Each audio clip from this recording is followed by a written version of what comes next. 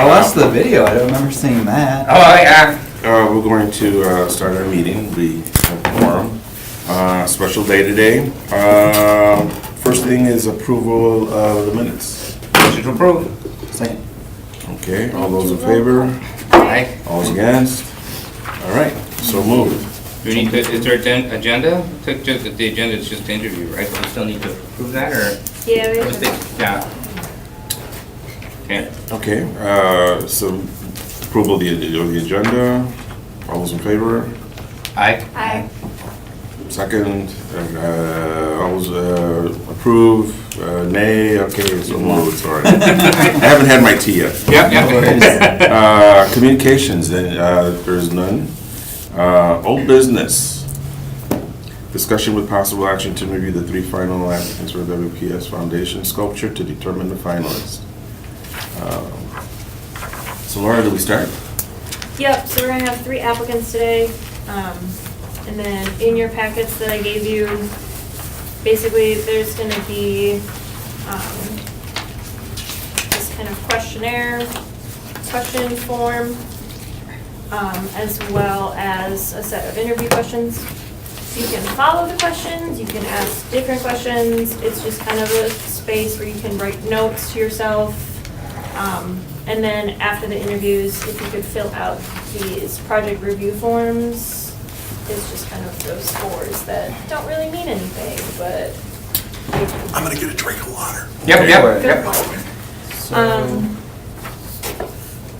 So do you want us to fill these out, the scoring sheets during the interview or after the meeting? If you want to, whatever works It's best just for it's just you. our own personal notes. Yeah. Oh, okay. And then I can kind of, Yeah, because we already filled these out, right? Or are these different?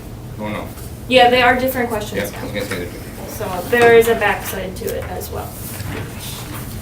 But you can do that while you're asking questions or after you're done. Okay. It's up to you. So, do I need to approve opening the floor? Yep, motion to open the floor. A second. All those in favor? Aye. Aye. All those against? All right, so moved. Good morning, Mr. Dave Wendy. Wendy? Windy. Wendy. The floor is all yours. All right. I did get a sample of questions or topics I needed to cover, and I wrote them all down on paper. I kind of rearranged them a little bit, and this should cover probably almost everything until I have to describe what I'm doing and what that's all about. But some of what I'm talking about is based off of the first tree I did, which I had several pictures of. I'll just put that there because I'll need that later. Why don't you take a look and we'll pass it around. Has anybody seen that tree in person? Yeah, the one in Coco's, right? No? Oh, no. No. No. This is in, Oh, no, right, I'm sorry. That's like, different. I haven't seen it in person, No, I but have not. I've seen the photo. Gorgeous. that's, well, I'll get to that part, but that's much smaller version than this, but that's still a pretty big tree. Yeah. It's got 15,000 leaves on it, over 15,000, could say, and out of leaves. All right. This is my intro and background. First, I want to thank you for selecting me. I feel very privileged and honored that I'm one of the 3. I'm David Windy. My background in, I worked at Ritchie Metalworks for 35 years. It's basically my entire working career. It's a family-owned business. My father is one of the owners, and Dave Ritchie's the other owner. I worked there starting as the simplest job, cutting wood actually for their heater, to cleaning rails, to cutting material, to helping install what we make, to graduating up to building the projects, then building the projects, installing the projects. And over the 35 years, the company was much bigger at one point, but being a family-owned business, 2 guys, they started getting older, they started getting less ambitious. Pretty soon they started downsizing. And we always had plenty of work. We had our certain contractors that would just continually keep us busy. But over the years, we downsized. People left because it's a small company, no benefits. It got down to the point where it's me and another guy in the shop. And the other guy in the shop basically cleaned and helped me install what I made. So I was doing basically everything at that point, and it got to be so many hours. In the last 5 years, I've been working 60, 70 hours that I just had to make something happen. And I gave a 1-year notice about a year ago, so I could have them retire. First, I wanted my father to retire anyway. They're both 76, 77 years old. They should have retired a long time ago, but there's other reasons they couldn't. But I was hoping something would happen as far as an art career or something, but I have the shop, I have the facilities to do projects, and they've been really helpful with letting me do projects like I've done in the shop while I'm still working on other projects. But we've officially closed business where we're not taking any orders, any more business work, but even though I gave it over a year ago, my 1-year notice, we still have work that's gonna stretch out until summer, fall, where I can use the shop until we are completely done with work. So that gives me an opportunity to really do some bigger projects, a lot more projects, and if things work out, I will just rent the place or I'll buy the place. And the kind of work that they've done is the higher end railings, spiral stairways, anything. We've done a lot of work on the river, big houses, a lot of Door County work, where it's not necessarily seen a lot, but it's for the richer, higher end customers. So it's very high quality work that we've done all of my life there, and that kind of, it rubbed onto me where that's what I do. I mean, I can't make a tree and just say, well, that's good enough, just put it together and leave it. I would never be satisfied with that. I'm, I guess, a perfectionist. That's it for the background.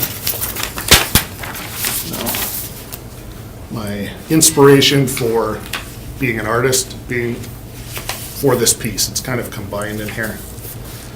And it's kind of funny, because just yesterday, I found out that Kent was another finalist. I haven't talked to him since then. I don't know if he's avoiding me. But it was about 4 years ago, where he was our last employee that we hired part-time. He needed some work. He came in, applied, we hired him. I became friends with him. He didn't stay there very long, because he couldn't get paid enough and enough benefits for him there, but the friendship stayed. And he was always encouraging me to try doing some art, because he's seen the kind of work I did. He thought, just try it. Well, I thought about that, and he left, and we did get a job for Botanical Gardens, and we've done other work at Botanical Gardens, but this particular job, they wanted a rail that went down. There's a white arbor that goes down about, 10 steps, and it's kind of in the front, where they wanted a rail that went down there, which has some artistic components to, or something. They just said, just kind of let yourself fly on it and see what happens. Well, I started making this, and it was 2 columns coming up, and it was kind of like a tree root system coming up with 2 columns on each end, and then it leveled off and went down the slope, but it was 2 handrails going down. I'm not sure if anybody saw it, but it was supposed to look like a tree with roots, and the branches went down and connected in. It turned out pretty nice, but when I'm making it, it was taking a long time, because this was a quoted job. And, it's running past, but it's turning out awesome. But I told the boss, it's taken way too long. He says, hey, just keep doing what you're doing. Whatever, it's turning out awesome. They're going to be really happy with this. So that really started my interest in art because I'd never had interest in art before. I never thought I'd be an artist. And my brother is very artistic. He should be an artist, but he's doing other things. But after I did that, I thought, I'll just try a miniature tree based off of that railing. And I spent about 40, 50 hours on it, and it turned out all right. It sparked my interest. I showed Kent, he loved it. And I wanted to do more because I had different ideas to do with that. And in the meantime, he wanted my family and his family to join him in Milwaukee because there was an art exhibit there, and he was going to inspire me with this big art exhibit show in Milwaukee. There was a lot of paintings, and honestly, I still don't get some of that stuff where it's splashed on the wall. I'm still working on it. But there was some things there that were really cool. But the one thing that sparked my interest the most was it was an exterior project, and it was a ways away because it's a big area there, and it was outdoor sales, I think they were, but they had those reflective discs on it, and it was blue and silver. And it looked from a distance, it looked like a big LCD screen because the colors were just going. It was incredible. We walked up to it, and it was two-dimensional. I mean, there was a sail, and then it's up against the side like all those other projects they use those discs for are basically billboards and other things. But I thought it'd be really cool if you use those for leaves on a tree. And I told Kent that, and he said, you know, you'd have to use so many of them, it wouldn't be worth it. Nobody would do that.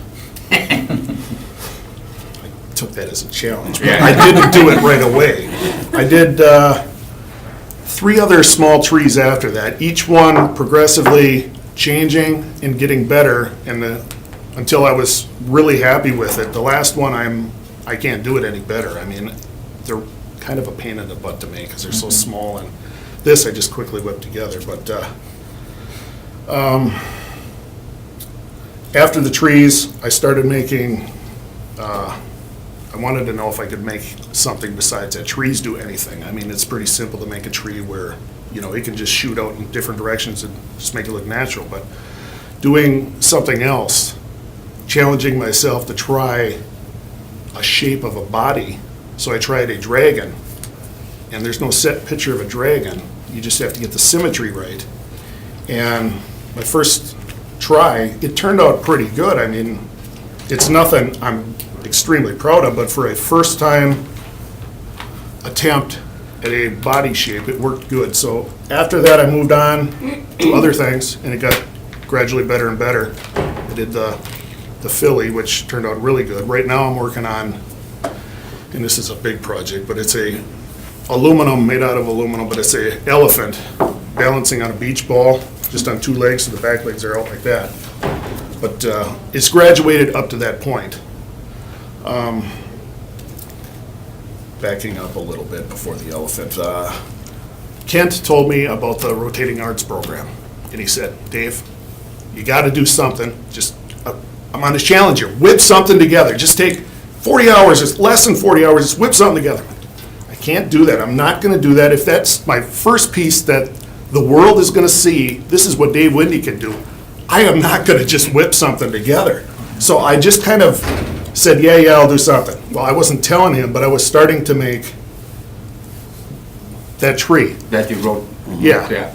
And the reason I put it on a pedestal was because it was originally for the Rotating Arts program. It would be downtown area somewhere where people will go up to it, and the last thing I want is somebody to go poke their eye, you know, cut their hand. So I elevated it on top of a pedestal and made the tree as big as I possibly could by itself, because those come apart. Big as possible to get out our shop door, because I knew if I made that, I didn't want to do it to where, you know, I put on 500 leaves and then tell everybody, well, imagine if it had enough leaves, what it would look like. I wanted to do it right and do it 100%. Well, I had no idea how many leaves it was going to take. I guessed at first, I thought, you know, a couple thousand leaves for sure. Well, I'm starting to look at ordering leaves, and I came across these holographic ones, which originally I was gonna do a fall, autumn bloom, orange, red, that kind of color. I couldn't find the colors I really liked, and those color ones are one-sided. The other side is silver, so I'd have to double them up, and it would double the amount that go on there.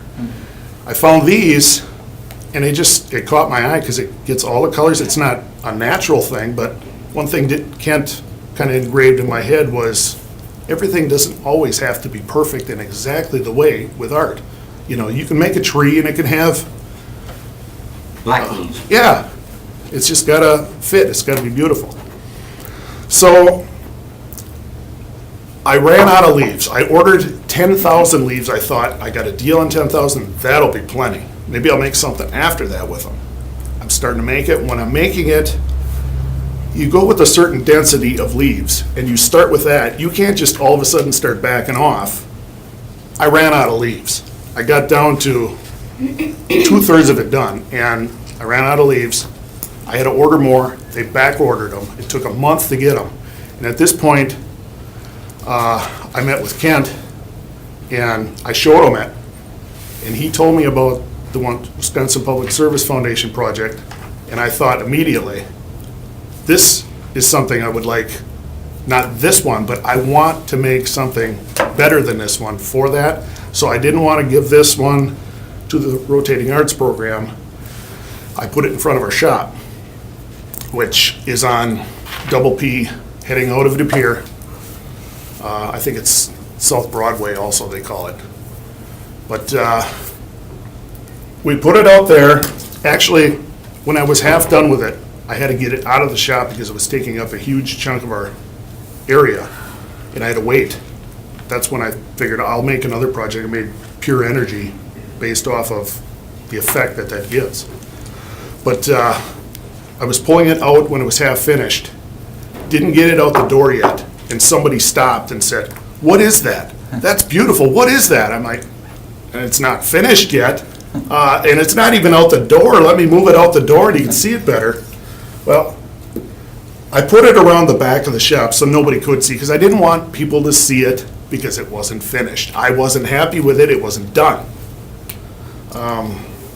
So it stayed out there. I made the other project, Pure Energy, finished that. By the time I was done with that, I got my leaves, brought that back in, finished it up, ended up, the bags of leaves came at 5,000, and I used well into the fourth bag, so there's 16,000 leaves or something on that one tree, which it's not an easy task to do, but it turned out awesome. Let's see. I think that's it for that. I'm also, other thing, getting to my inspiration. I think, sorry.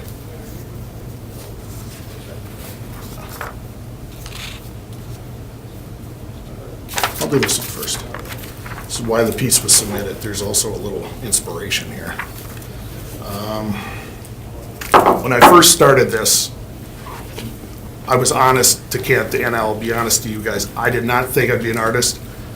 And when I realized I could start doing things that were artistic, I was thinking, this is what I could do after this Ritchie Metalworks closes down. I can make a living at this, I can make money at this. Artists make good money, I'll just try doing that. Kind of a selfish way to look at it, but since then, things have changed where I get compliments on things. People do see what I'm doing, and it makes me feel good. But once I put that tree in front of the shop in a permanent spot, there was an overwhelming feedback and people stopping. We don't have a lot of windows in front of our shop, and every once in a while I'd look. There'd be a car there. There'd be two cars there. There'd be nobody there. On the weekends, it was really busy. At nighttime, I got lights shining on it, so it's equally as good at nighttime or with the sunshine. But there was hundreds of vehicles that have stopped. And my brother works at a church in De Pere, and he says, everybody's talking about that tree because they know you used to work there. They're asking about it. People were coming in and asking about it. I don't want to be gloating here or push, but these are actual comments off of our Ritchie Metalworks Facebook, which I got 8 of them, and they all kind of hit different points, which I feel are important for this project here, because people do want to see this. I'll leave the names out. The most beautiful thing I've seen in a long time, would love to know more about it. I drive by it to and from daily. It brings peace and joy to whenever I see it. I want a tabletop version inside my house. I get a lot of requests for small versions, but it's, I don't know. No pictures could describe this metal tree, or give this metal tree justice. The way the light shines on it made the whole thing sparkle and shimmer beautifully. I get to pass this tree every day on my way to work. I'm amazed every time I see it. Incredible, wonderful, beautiful. Thank you for all your hard work and putting it on display for us to thoroughly enjoy. This is the best piece of artwork, outdoor artwork I've seen, day or night. It is stunning. I mean, some of these are very over the top, but maybe she doesn't get out much. I don't know. We live by it, and when it's windy, it makes a wonderful sound. And when the sun is out, it's absolutely beautiful. Those things do make a little fluttering noise because there's so many of them, you know. Any little breeze gets those things going, and it just kind of flutters.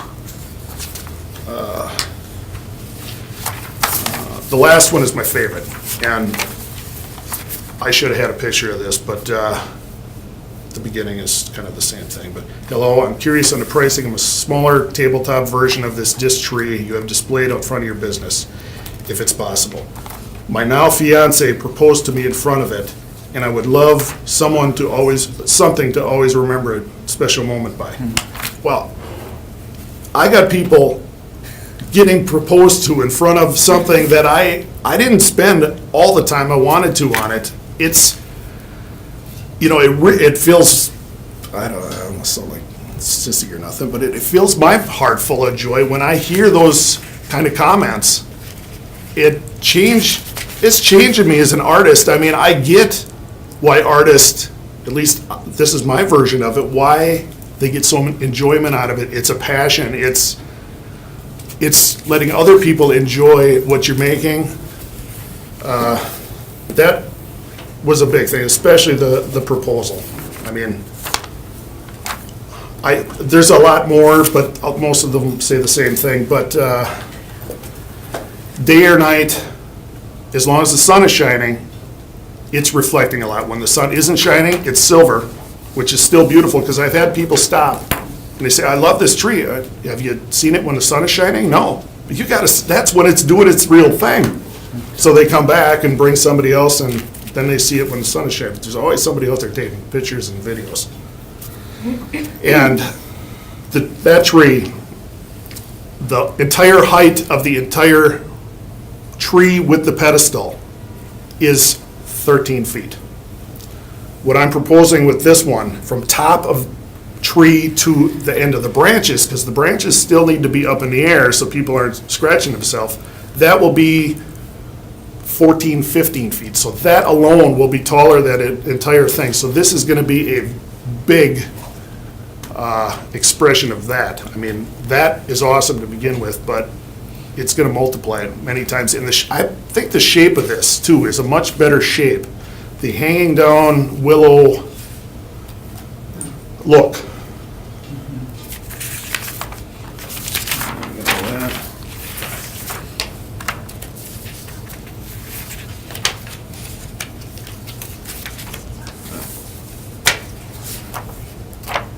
I'll get this before I forget about it. This is, when I think of public service, or when other people, I'm assuming, think of public service, you think lights, you think power, energy. When I see this, when I was making that, that's what I saw. I saw lights, I saw power, energy. You got 15,000 flickers back and forth. It catches your eye. It's very noticeable. And I think it'd be a great fit for what is expected out of this project for representing public service. I don't know how else, right now, how I could come up with something that does it better than this. How I'd explain this to the average citizen. I I could probably do this way better, but it's a tree made out of metal that's welded and ground to get the realistic shape. It has many thousand, I don't know how many thousands of leaves this will have, but it'll be more than that one. Many thousand leaves that reflect light and flicker and change color with the slightest breeze, creating a mesmerizing and beautiful light show day or night. And how the community would use this piece for creating awareness for WPS Foundation. This piece will undoubtedly get a lot of attention because it's in a great location downtown. It'll get way more publicity than it gets where I've got my other one. When it's reflecting its light, you can't help but notice it. It'll draw people in to take pictures, to find out more about it, how it's made, what's the story behind it, who funded it, what it represents.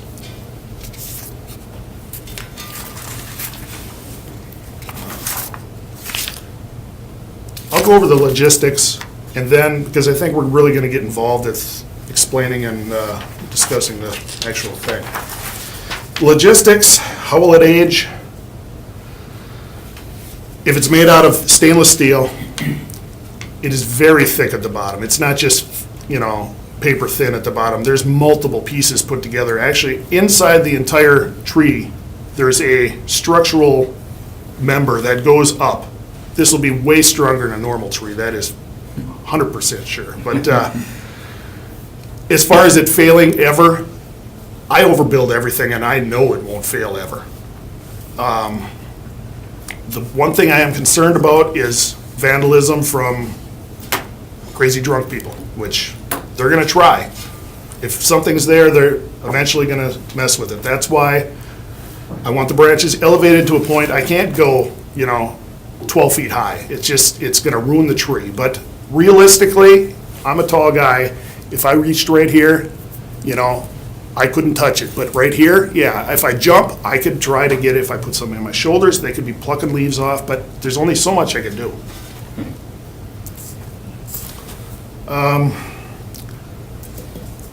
Let's see. How it'll age, I'll get into that a little bit more when I start talking about the explanation, and I'll cover that a little bit better. As far as the timeline goes, when I could start it, I really would like to finish this project I'm on now because it's taking up a lot of space in my shop. So probably a month I could start it. And as far as our workload goes for our company, we have, right now I have nothing. But there's several jobs out there that are gonna take a few weeks here, a few weeks there, and it's not gonna cut into it too much. And I still think late March, May, I could be done with the project. How I will get it there. We have, with Ritchie Metalworks, we have all the equipment, big trailer, flatbed trailer, the trucks, the tools I need to install it, except for a crane and maybe a little scissors lift thing. But I've been doing that all my life. It's different, but it's really no different than what I've been doing. As far as a guarantee, 10 years was what was asked. It will go well beyond that. The only thing I am concerned about and have questions myself, honestly, is the reflective leaves. I was told 10 years you'll get out of those. Well, I just started this. I don't know. I think it will. You can see them and you can judge it yourself. But the style of this tree, which I guess I can get into when I start discussing it, will explain a little more and put you at ease when I talk about that, because they will be replaceable. And all I have left is discussion and explanation of that, unless you guys got questions for me before I get into that.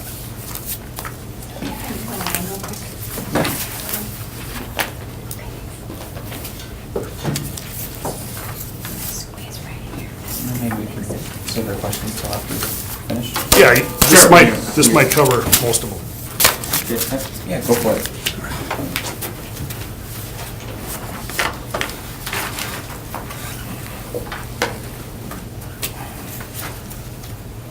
These are the leaves, some of you have seen these before. Mhm. But you can, I purposely bent that one. This is an actual branch that would be coming down here. It splits off more than this, and this would be more full than this, because, it's scaled down, and these are, as far as scale goes, it's not exact.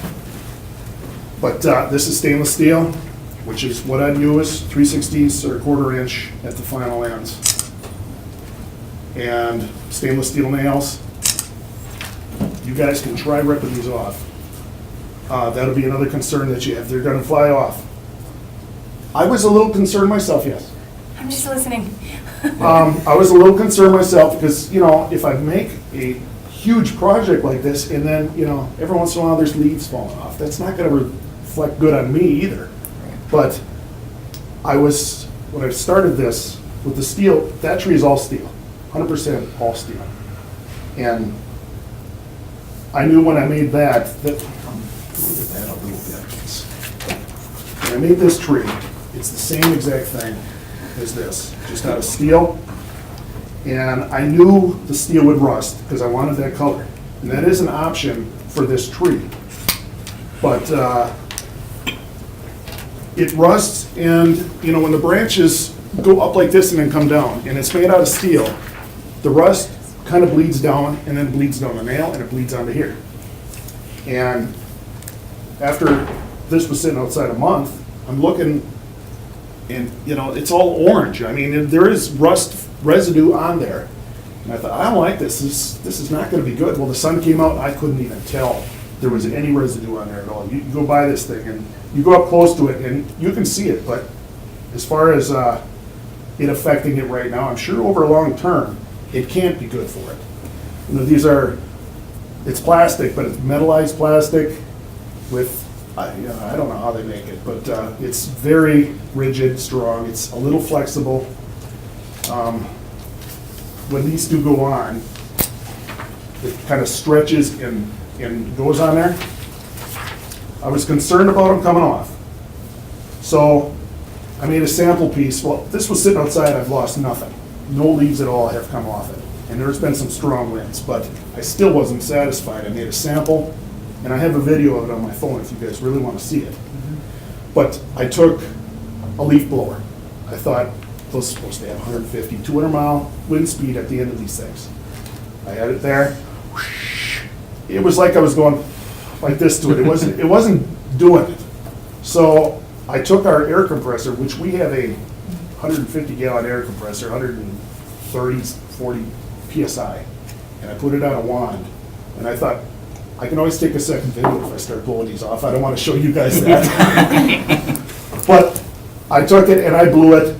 Nothing. I mean, I went right on it where I got one of them to go, I'm trying to physically blow it off. I could not blow these things off. You guys you can pull them off. It's not easy to pull them off, but they come off. They have to, they have to go on, so they got to come off. But it kind of stretches and then, closes that hole back up. So, 10 years from now, who knows? They might crinkle up or something. I don't know. They're not supposed to. I shouldn't say that. I'm putting negative thoughts in your head. But I'm not worried about them falling off. I'm not worried about these nails ever falling off. Every nail is double tacked, and when you try to break a nail off, it doesn't break at the tack. It bends above the tack and goes back and forth. You go, then it breaks off. Nature is not going to do that. Wind does not catch this that much. It blows through pretty good. There's not a lot of wind force there. So, but any little wind, does get that going, and then that reflects a different light every time it does that. When I made this was, it was kind of a sample. It was a experiment. I knew it was going to work good. I knew it was going to turn out good. It turned out better than I thought, but I will never make a tree this style again, because after these wear out, I can't replace those. If you see this tree in person, it's like a real tree. You can't get up in there. I made, worked my way out, and there's no way of working your way back in unless you start cutting things off. So I knew this was something special, and I knew people would like this, so if I'm making more, I need to come up with a different way that makes it replaceable. And to make it replaceable and transferable, transportable, it can't be big. It can't be any wider than 8'6", and there's a certain height you can go, you know, it's gotta fit on a trailer. Well, that limits you down to about a tree this size. You can't get any bigger because you can't go down the road. But if each individual branch comes off, the branch itself gets maximum size. You can make this thing literally as big as you want. It just depends how many joints you put in this. And I made a quick sample. These obviously would be bigger, but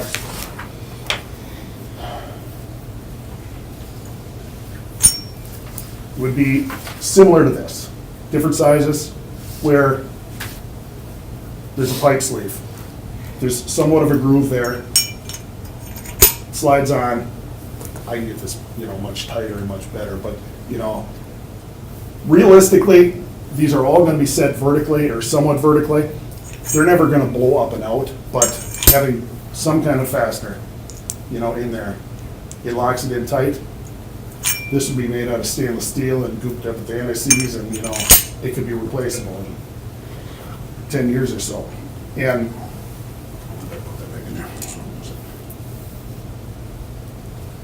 so when I made this, I kept that in mind where this looks like a big conglomerate mess where it's impossible to work with, but if I take number 7 out here, number 7 has got a loop on it. And that's another thing that It's 4, 6, 2. I'm not even looking at numbers, I'm looking for my loop. I see a loop right there. Oh yeah, it's right in front of my face, expecting to see it. So this is the last one to go on. Now, things might have got bumped on the way here, but this is how I made, you know, I have it looks like a branch that loops over, that is secure to the entire piece on this one. So I can, with a crane, I can just pick the whole thing up, you know, even with the base. So the same thing would be here, where I had a little hook, but, you know, oops, it goes in more like that. I would have to give it a little more tolerance because this is small scale, it's hard to really get. But being in this direction, can't be more than 8'6". This way I can go bigger, you know, I just can't get too high. So that's, would come apart like that. As far as transferring on a trailer, I would have a apparatus that holds it like this. And then the crane comes and picks it up, puts it in place. This is one of the hardest ones, but if I take it apart, I'll show you. This branch right here is a good example of that. I'm not sure it's number 6 or not, but this is obviously wider than 8'6". If I run into a problem like that, I could make a joint here where before this entire piece goes up, it gets put together, you know, with splices so it can get as big as it wants, then pick the piece up, put it in. Because I want to fill in, you know, the areas. I don't want big bald spots. I want to get up. I want to have it in good shape. And actually, when I made this model, I was just quickly making a model so you could physically see it, but this could be, based off of this, it could be that tree. I mean, it would make it easier for me to do that. I mean, I have a picture to follow, and I just kind of go with it. But back to this one, I made out of steel, and you can see how the tree trunk rusts. Gives it a natural color. I did get a lot of compliments on, first is, what's that made out of? You know, when people ask me, what's this made out of? That's a compliment to me because they can't see, oh, there's a pipe, there's another pipe into it. You know, there's no spot where you can see it's a pipe that, you know, it's a perfectly round shape. It's all manipulated to where it looks realistic. This quickly did, but on this one you can see that if you see it in person. But people do like the rust look. I liked it after it rusted, before it rusted, because when it went outside, it was all silver. I felt it needed a little contrast and color there. This is up to you guys, but the base could be steel up to a vertical point where the water would never, say it stops right here and gets blended in, the rest would be stainless steel. This would be stainless steel no matter what. But as long as, it doesn't get the chance to bleed water down, the water goes down and goes onto the other areas, you would get a nice contrast in color. It could be done either way. I know I proposed the stainless steel project the first time, but better put this back on, it's just awkward. I got grooves in there. At least I think I did.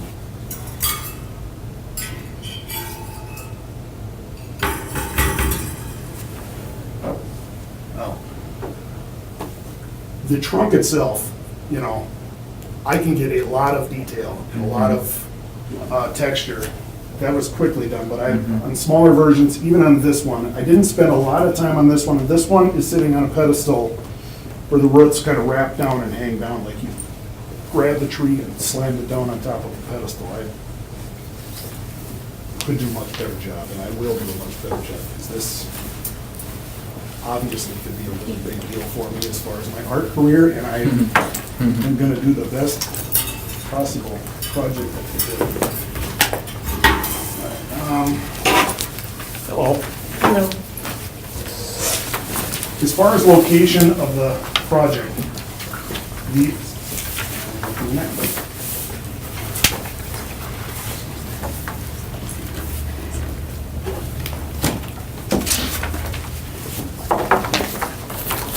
a little help with this.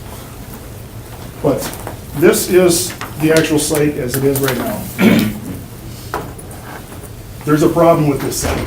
As far as, when I first saw it, I'm like, I asked Laura, where exactly am I supposed to put this tree? The problem with that is the rail. And I know why the rail is there. It's for this old foundation wall and the little tripping hazard there.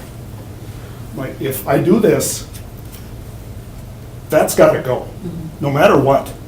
The problem with the rail anywhere near there is people will stand on the rail and they're that much higher into reaching in my tree, because they're gonna try doing that, because Sure. they're curious what it is. I want some of those, they're gonna pull them off.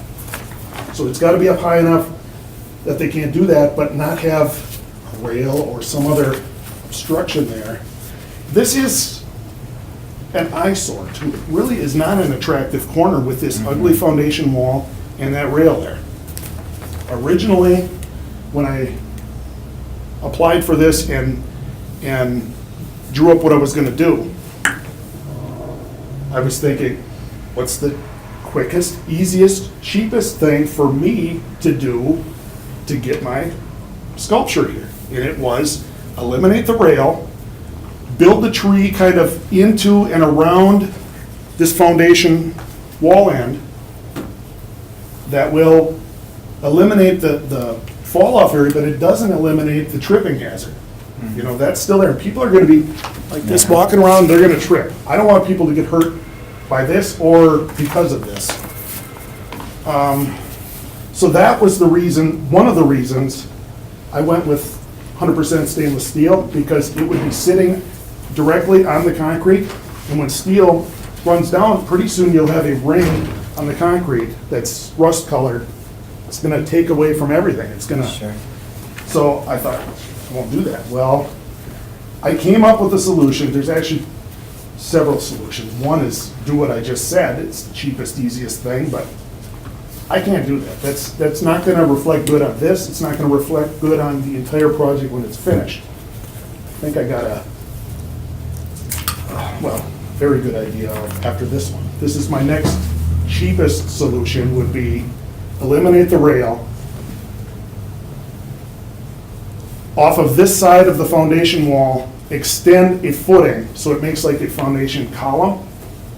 My tree would go on top of that, and off of that column, slice back to that point, cut that concrete out, fill that in. It would taper that entire thing much better, because the vertical drop at that nose line that last step where if you took that rail out, it's only 5¼ inches. So if you go back into that at all, or go the other way and cut it back, it is hardly a pitch at all. That, I still don't want to do. It could be done, that's the next easiest way of fixing the problem, but I think the ultimate solution I want to do. And I think no matter what, if I get the project, this is the way it'll be, because this is the right way to do it. Is there are flower boxes. There's flower box over there, there's one over here. This is 8 foot wide. I'm proposing cutting out that foundation wall. Back to this one. Cutting out that foundation wall completely. Maybe not all the way back into there, back, past that second and last pipe. Chisel it down, jackhammer it out. But the initial part, that wall, that ugly wall would be eliminated. It just gets knocked out. From that point, because these are brand new steps here, it would be a shame to dig into it, but it would be better if the whole project was this way, but this is good enough for now. Off of that new step joint.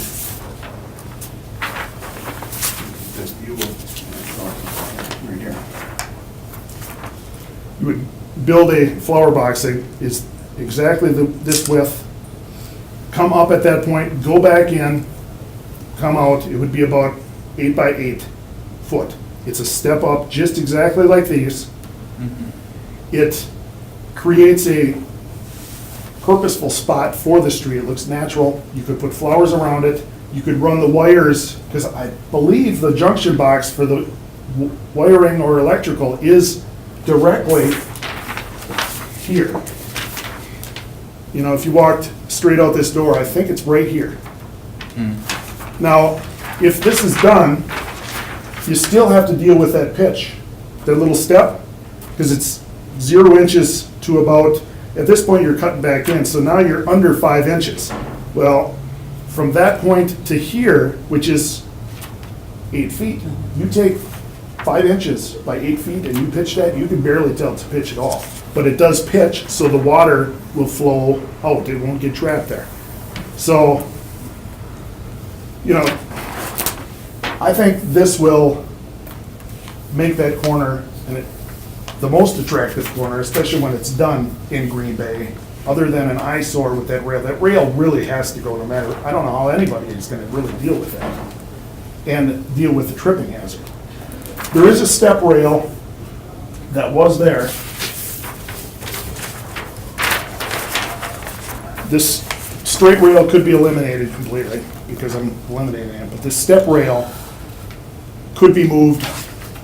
I propose I take that rail, there's nothing wrong with the rail, I would cut the base off, put stainless steel base plates, because that's what we do with our work, because that's the first thing that rusts. Put stainless base plates on it, sandblast it, powder coat it black, it would go over here, like I have in these pictures.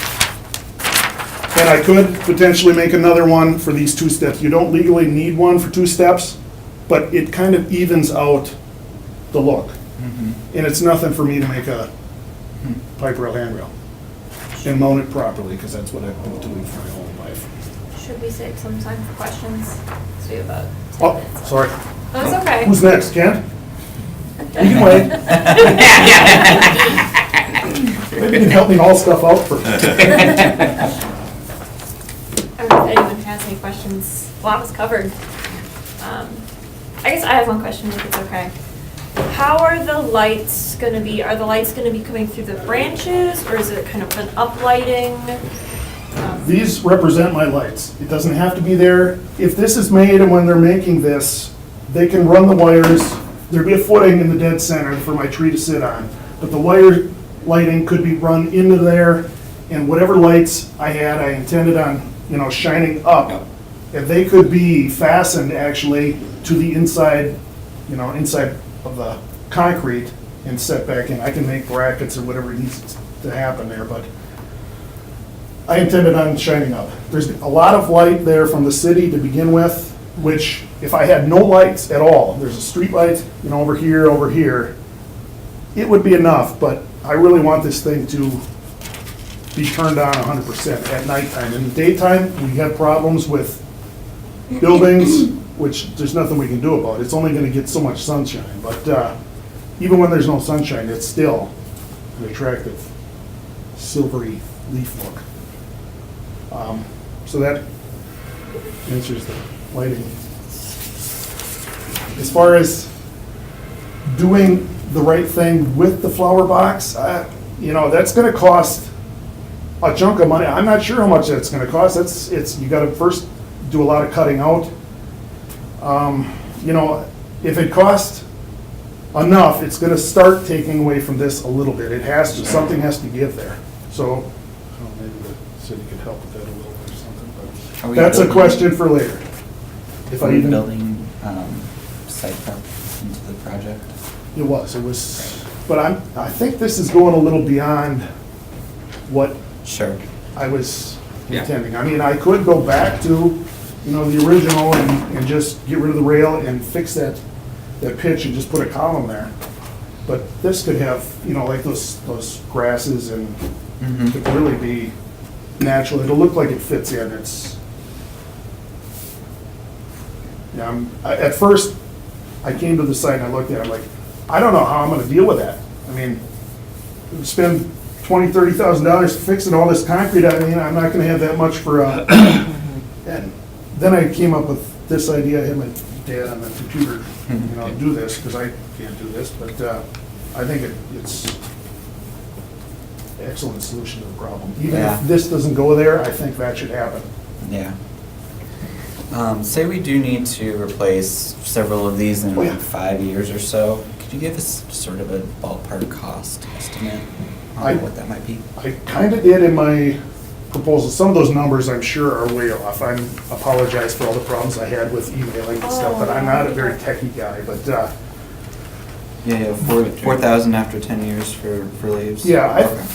figured it would last 10 years. But as far as the time would be the big thing. Because you take a branch off, it probably should go to some site. You take there's number 7 again. You take it off, and it's got to get set up, and, if it's too much, I will start making joints, to take things apart, because it's nothing to make a joint. If I made a joint here, this came off, all of a sudden, it's easier to get at all of the leaves that need to be replaced. You'd have to, pull them off, put them back on.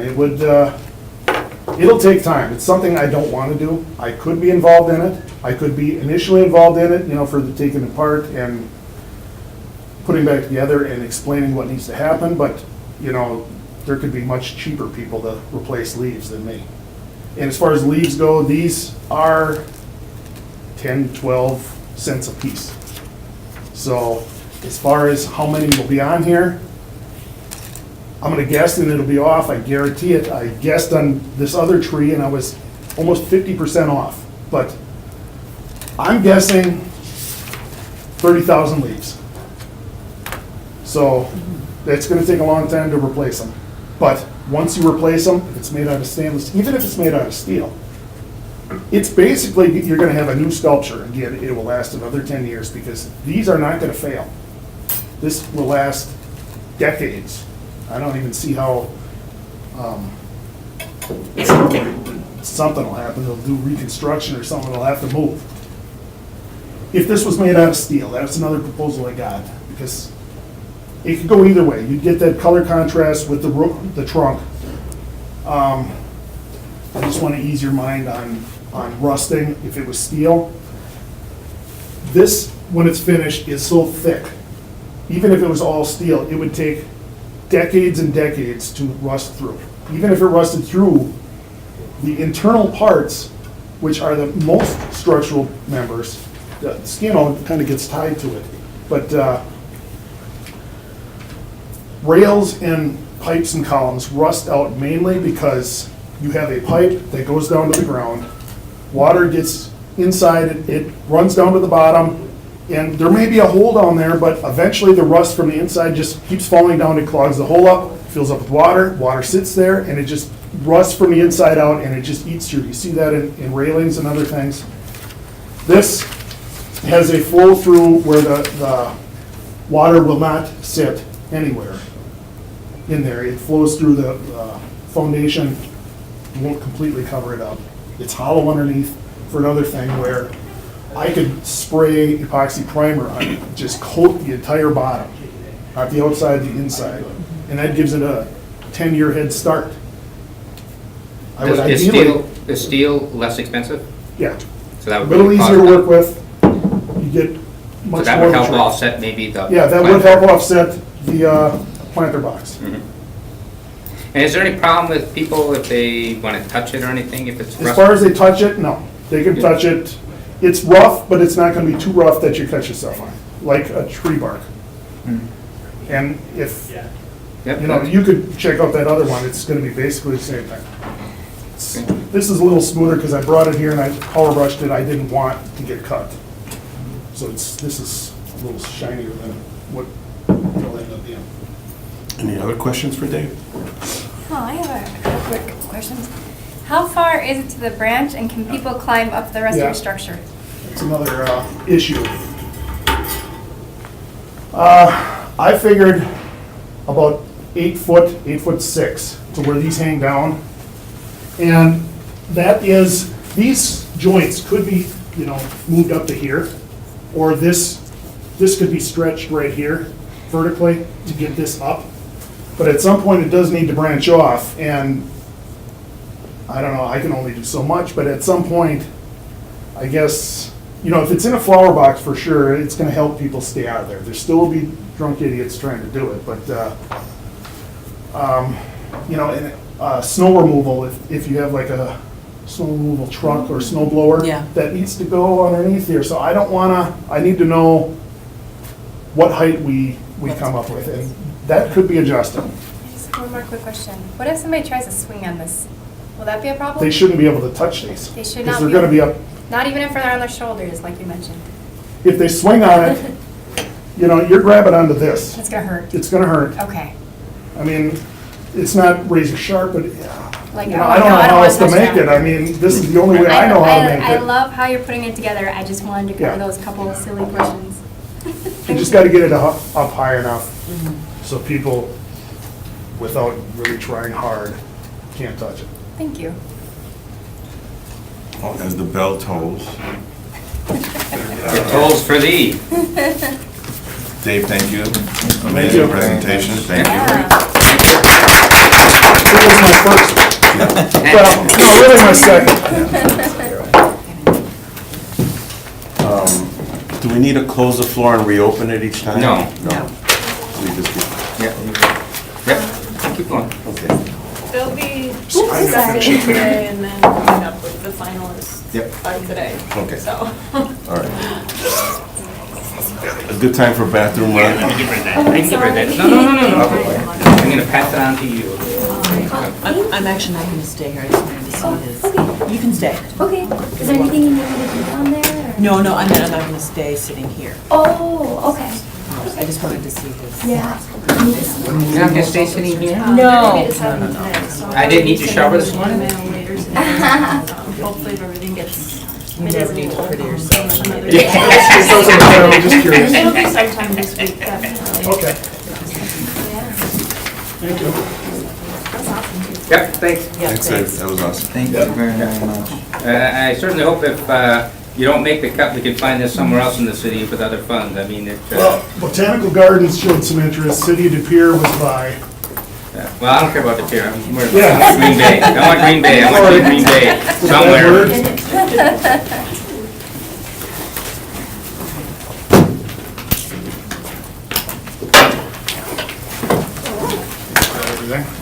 Thank you. Sunstein. Yep, thank you. Yes. In an hour, I gotta go put money in the meter, but I heard I can get a pass. Yes, you can. Okay.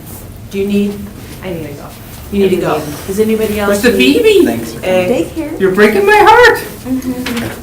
Do you need one? We'll see you. I'm in the parking lot Right, now, okay, but cool. I would love to learn more Taylor, about do me a PASS. favor. Yeah. There's two of us. Can you go downstairs to Terry and ask her for a blue hang tag and two of them? And so Do you have another intern? I am. You're just I am turning them complete interns all into around. us, right?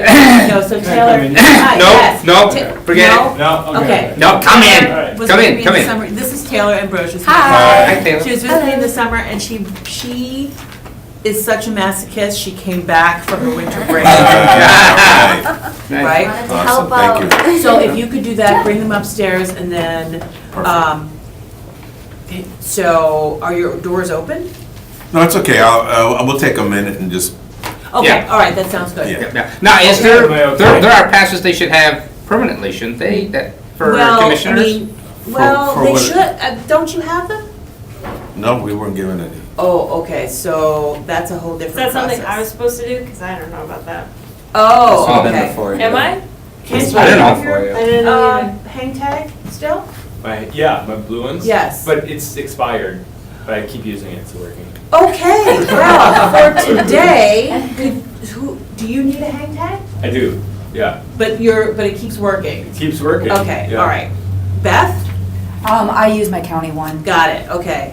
All right, can you get two, just for today, and then Laura will figure So I out don't what have to else? do a date with Yeah, it. just- No, no, Okay. just for today, she'll know what to do, just for Okay, today. cool. You should be able to. Right, just Chris Desky, go to Chris. Can I approach the table? So, yeah, so we're gonna After you move on. genuflect. Okay. It's Terry, Randy, it's Terry that does that. Oh, Carrie, okay. Do we, we'll just move on to our next Yeah, presentation. the floor's still open. Yeah. We have Mr. Kent Hutchinson. Present. Hello, everybody. Welcome. Morning. Good morning. You're wearing uniforms. Oh my God, I didn't even see that. Yeah, I didn't even see that. yeah. It's a cool tie too. That's a nice shirt. Let's see the shirt. That's nice. That's pretty Everybody, awesome. I did put some thought into my ensemble. Wow, yeah. So I didn't make a giant marquee like maquette like Dave did, but Ken, Yes. give your name and address. oh sorry. My name is Kent Hutchison. I live at 1633 East Mason Street, Green Bay, Wisconsin, 54302. Hello. Go on. Okay. So I have notes based on your suggestions, but I'm hoping to have a conversation about this, to answer any questions you guys have. As far as the content, as far as the materials, as far as the installation, anything. So ask away. Should I just start? Or you guys want to do? Okay. So, initially, I was inspired by this piece on a couple different components. Three basic themes, I think, that served as the inspiration. History, like past and present, have always been interesting as far as discovering what the identity of a place is. But then also something that I wanted to touch on in this piece was the future, like where we're going. Because specifically in Green Bay, I'm really excited about the future and not super, super excited about like kind of the past 30 years or so, because that's where I grew up in Green Bay. And the past 10 years that I've witnessed in Green Bay have been the most exciting since I've been associated with Green Bay, and I hope it keeps going in that direction. So the piece that I was going to put together would have to exemplify those types of things. So a little bit on the past, but really way, way past. So the historical significance of the Menominee Nation coming 10,000 years ago by boat to this region. And then much, much later, the French colonialists coming through, you know, their 1600th century schooner ships coming and settling in this area. And then also the reflection of Wisconsin's natural resources. I tried to exemplify each one of those things in the historical reference to this piece. And then our journey forward. I feel like there's a lot of activity in this town that's moving in the direction of more public, community-based services. We built the city deck. There's been a lot of development in the downtown area just to get people outside, walking around, and I think a lot of people are thinking in that direction, to get more people, a lot of more foot traffic in Green Bay, and that's really exciting to me. And then having a dynamic, creative economy, providing incentives for business to move in. That's not just traditional industry stuff, but that's forward-thinking. That's a creative economy. That's engineers, arts-based businesses in the downtown area. Those are all interjecting energy and creativity into Green Bay, and I think this piece leverages those types of things. Also, the concept of Green Bay moving towards a more creative and culturally diverse identity is something that I really think is important. I wanted to exemplify this piece too. Kind of embracing the cultures that are in Green Bay and tearing down some of those walls, I hope, to kind of shed light on. So those are the inspiration, but also movement. So Green Bay and Fox River being this massive transportation route for industry, but also for goods and services, but also serving as a platform for historical exploration throughout time. All this movement has been happening along the shores of the Fox River and the Bay, which is significant to not only our history and our culture, but also why we've been successful in the industries and why we are a city today, founded on the roots of like massive industrial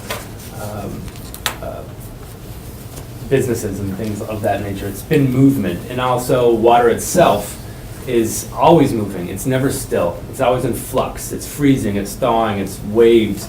The current, especially with the Fox River, is always going in and out, and that attracts wildlife and mass amounts of natural resources and ecology to grow and to thrive on our shores too.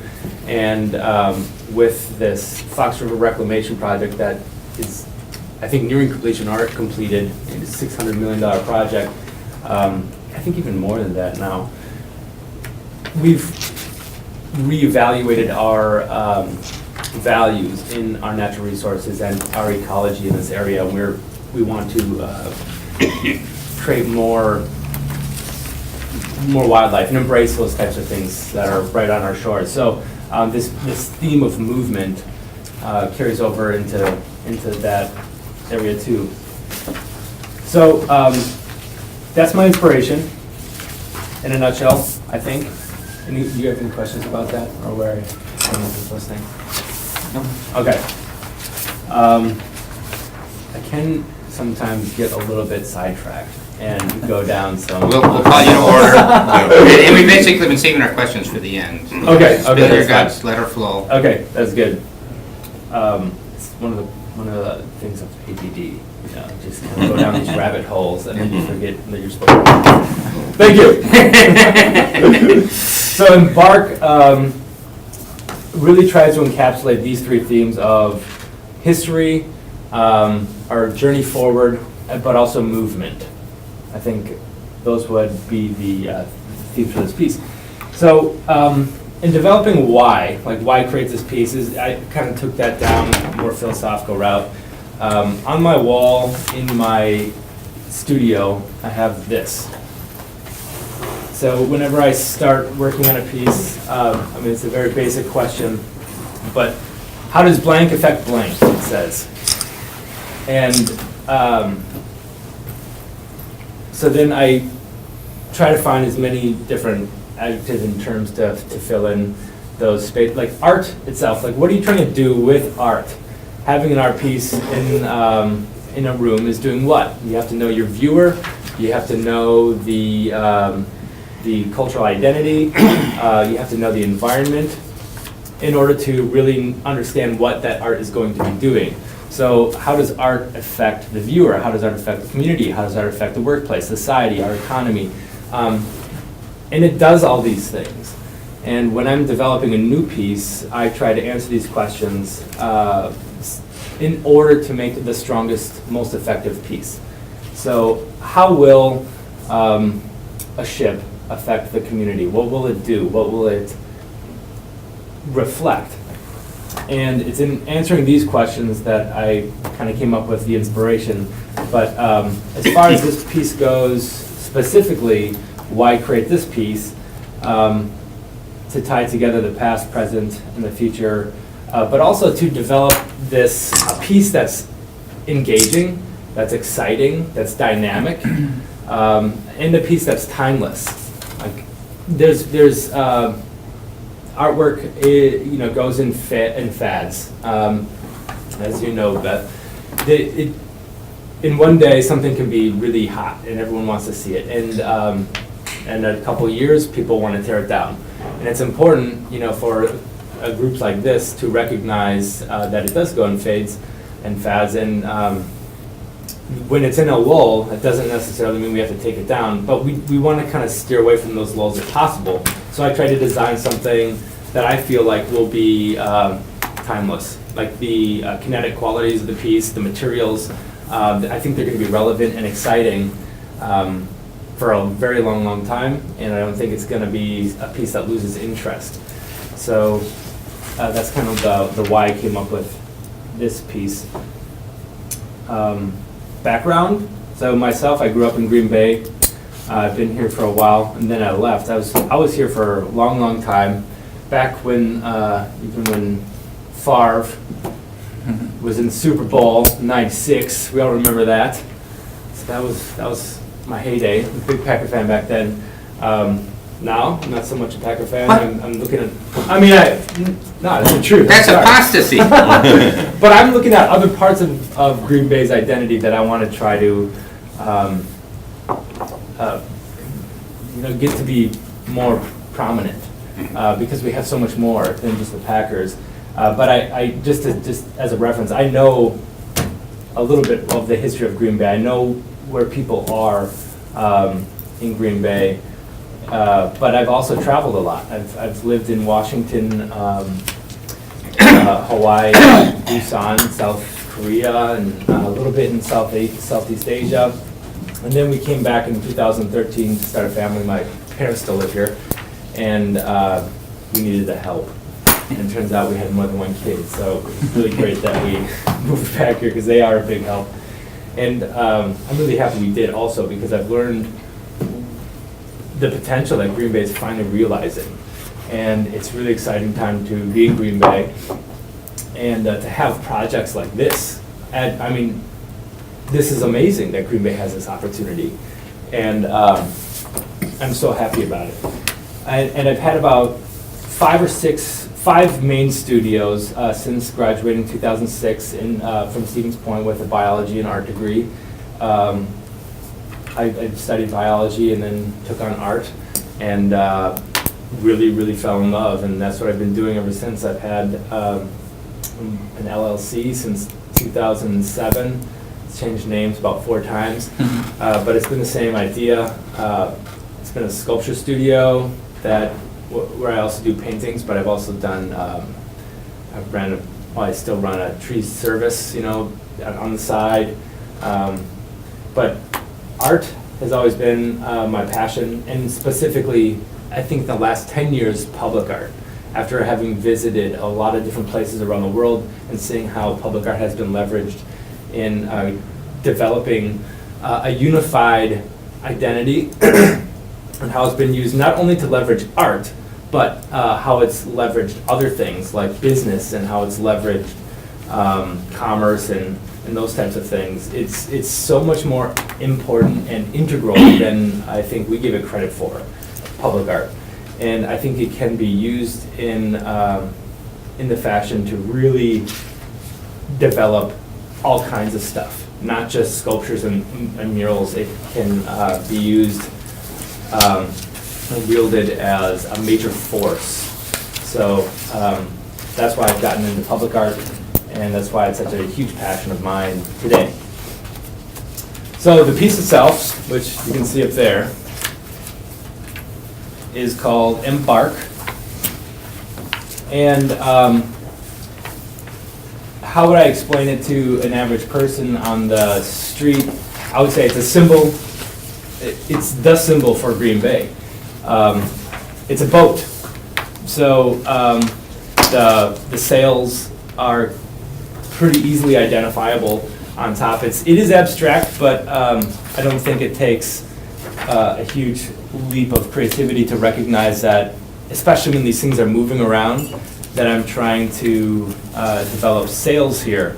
And on the 16th century colonial schooners, that's what they looked like. They had these billowing sails, and there was multiple different facets of it. You know, if I was really gonna make it, it'd be like 10 long or something. But this is really just like the main mast of a schooner. And so it has this reflection of a boat. And that's how the French folks got here and started establishing, you know, their presence. A boat is also reflective of commerce, industry. That's how our coal comes in and out, which is really the driving force of Ford WPS. It's a transportation. It's our connection to the world. You can get anywhere in the world from the Fox River. It's right there. I mean, if you're a strong enough, you know, canoeer. But I think it's exciting. That connects us to Singapore.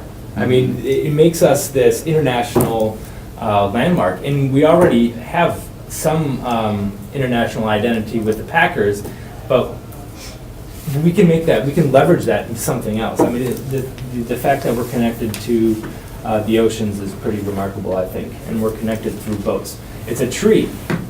It's a natural resource. It's a reflection of our natural resource heritage, water, minerals. We have a huge mining industry in Wisconsin, and it's doing better.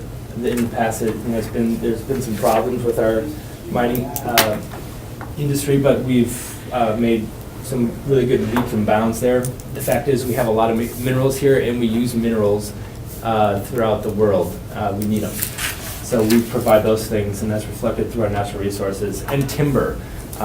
Just about every tree has been cut down in Wisconsin, a number of times. So timber has always been a huge economic and industrial. I was just going through the Neville the other day, and I was blown away at how pivotal the timber industry was for this area. So this is reflective of a tree. Also, an arrowhead. You know, it looks like an arrowhead, and it's connected to our Menominee Nation that came here 10,000 years ago. I mean, I think that's amazing. Oh, the Menominee, yes. Menominee, yes. The Oneida came later. Later, yes. Yeah. So I think it's good that it signifies those types of things also. Moving forward, the arrowhead is a progressive symbol also. The arrow is reflective as progress. Also strength and leadership, I think. So I would say if you're going to explain this to somebody on the street, it's a symbol of Green Bay first and foremost. And then because of its symbolism towards a boat, a tree, and an arrowhead, I think. But more specifically, this symbol is a large-scale kinetic sculpture that is incredibly dynamic and very engaging. So if you're standing next to this piece, it's all overhead. All of it is out of reach. I think the lowest hanging part is about 8.5 feet tall. If you wanted to jump up and touch it, you probably could. But the amount of leverage you'd need to actually move something like this would be difficult. And I toyed with the idea of making it lower so that you could actually drive the mobility of the piece. but I thought that might be hard to get through, like Public Works or something like that. I think that would be more exciting. I mean, I've been places where there's the giant metal moving pieces and kids like playing around and like ducking it and laughing as it goes by their head, you know? It's like, whoa! But that happens, and it's super engaging, especially if you can touch the piece. So you can touch the bottom, you know, that's gonna be fine. It's all aluminum. It's gonna last for a long, long time. Aluminum oxidizes, but it doesn't rust. Over time, it'll create this kind of lightish patina, but it'll always look shiny, especially in the first 10 years. All of these components in here are driven by large-scale, massive sealed bearing chambers. So the importance about that is you don't have to maintenance these bearings like you do in a car bearing. You have to repack them with grease. These are closed, sealed bearings that are in a cavity within each of these pieces. So once you put them in there, they're going to be locked and free of any natural types of contamination, those things. So to give you an idea of how this would work, this is what it would look like if there was no wind at all. This one up top would probably be the most sensitive, or this one on the very outside, because these would be the lightest. So these ones would start moving first, this one and this one here. Can you guys see? We also got it here. Oh, you have it there, okay.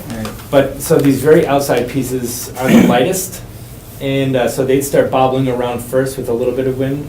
As soon as there is enough wind to pick up this one on top, then that one start waving. And so this one is connected to this one, so start creating this like wave effect. This one would slightly mimic the movements of this one while acting independently. And then these two are connected to this big one here. And so the wave all of a sudden gets bigger with a little bit more gust. So as the wind picks up, this one would start nodding, and then these would follow suit from this one. So it's kind of creating this domino effect in movement. And then this one on the outside would be slightly an anomaly, acting a little bit independent from these ones altogether, but slightly mimicking the movements of this centerpiece. Now, this is the pedestal coming up out of the ground, and located on the top of that pedestal is a revolving bearing chamber. So this entire piece would act as a weather vane. And as the wind is coming, you know, from one area, there's more surface area on this side of the, well, no, this side of the piece, so that would carry the brunt of the wind, and it would slightly turn towards the wind. It would take a lot of wind for a lot of power, a lot of wind for it to really move a lot, but it would move. And so you drive by it one day and it would be in one position. You drive by another day and it would be a completely different position. So you kind of have a different perspective on the piece every day you're driving by it. So I think that's what makes this piece really unique, is the kinetic. I think it's sterile. It's still a unique piece. Like not moving, I think it's a nice shape, but it was designed with movement in mind. So as it's moving, it's going to really be impressive. These pieces on the outside are the water effect projectors. Now, let's see here. WPS. So a key component to this Embark sculpture is the use of electrification through lights. These things up here are going to be projecting not only an image of water, like you'd see if you go into a pool on a sunny day and you look at the ceiling, kind of you see that Yep. thing. I was wondering if that's the effect you get. Yeah, exactly. And that your mind immediately associates that with water. Yep. I mean, the movement and everything. So it'll project that, but it's also moving. So it's almost like casting a movie onto the ground where you're walking. You'll be able to see it during the day, but not very well. At nighttime, it'll look like you're walking on water. You're walking on this moving, dancing thing, and the boat is now floating on water. So that is one of the that's one of the main components, is this introduction of the water effect projectors using electricity. And the recessed uplighting on the bottom is the other electrified component. That would just literally be pocket lights, and I have how I set them up right here. Oh boy.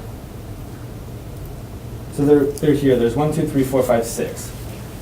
And they'd be recessed into the ground so no one would trip on them, shooting the light upwards. And as this piece is bobbing around and moving, parts of it are lit up and then they disappear into the shadow. And they light up and then they disappear into the shadow. So creating this really kind of interesting lighted dance with metal and wind that I think would be really effective. The lights for the water effect, where would they be on this? So those Are they in the right of way? Are they off? They're not in the, no, they're right here. One. Oh, they're there. Okay, Yeah. all right, And they're okay. passing down. Yep. So they'd be providing 360 degrees of that illuminated water presence. And you envision that being on 24/7? It doesn't need to be. And you can set these timers on dusk to dawn. So there's a sensor that would be activated when the illumination, ambient illumination reaches below a certain point. The lights turn on. And that's kind of how our city lights work. Oh, so it's a sensor, not a... Exactly. Oh. Yeah. So you Really, would our need city to- lights work like? I thought that was all timer. It's a No. sensor. Well, the city lights might be timered, but You mean the intersection lights? No, No, the traffic streetlights. street lights. They're on a sensor of, some of them are on sensors, most of them are on timers, I think. yeah, I thought, Yes. yeah. I think thought you're right. But either way, I don't care. I didn't know sensor was a... Yeah, so you can Cool. use, the ambient light sensors. So, we can see what it looks like. In the concrete, there's relatively light, so it might look cool during the day, but I don't know, maybe it would be worth it. The projectors, they have light bulbs that are LED, so they last for like 50,000 hours or something like that, but technically they're consumable, so replacing those light bulbs, I think, would be like between $100 and $200. A bulb or Yeah, total? per projector, I think. So, so that's one of the ways I was trying to leverage the WPS presence in this piece, obviously through electricity. But also, the piece in general is chic, it's ambitious, it's kind of pushes the boundaries of engineering and art and sculpture.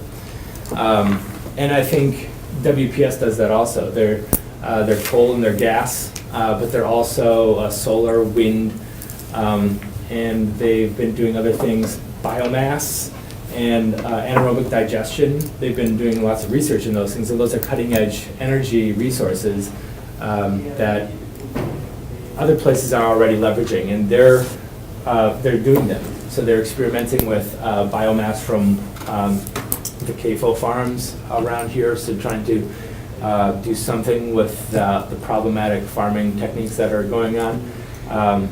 But they're getting good results. Like the biomass digesters are coming a long way. So to me, that signifies their approach to modernization, their approach to embracing new technology and engineering. And that's what this piece is doing too. I haven't done a piece like this. This is at this scale, I should say.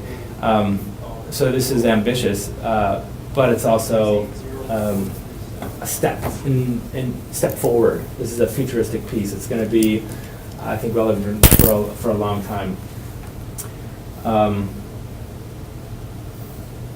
Question. It literally swings 360? Yeah, so that piece that I gave right here, Mhm. this has that circle going all the way around. That's a 13-foot diameter. So you can see that this is the footprint of the potential resting spot of that rotational footprint. Any challenges for the base itself in that location? We will need to pour a pylon there.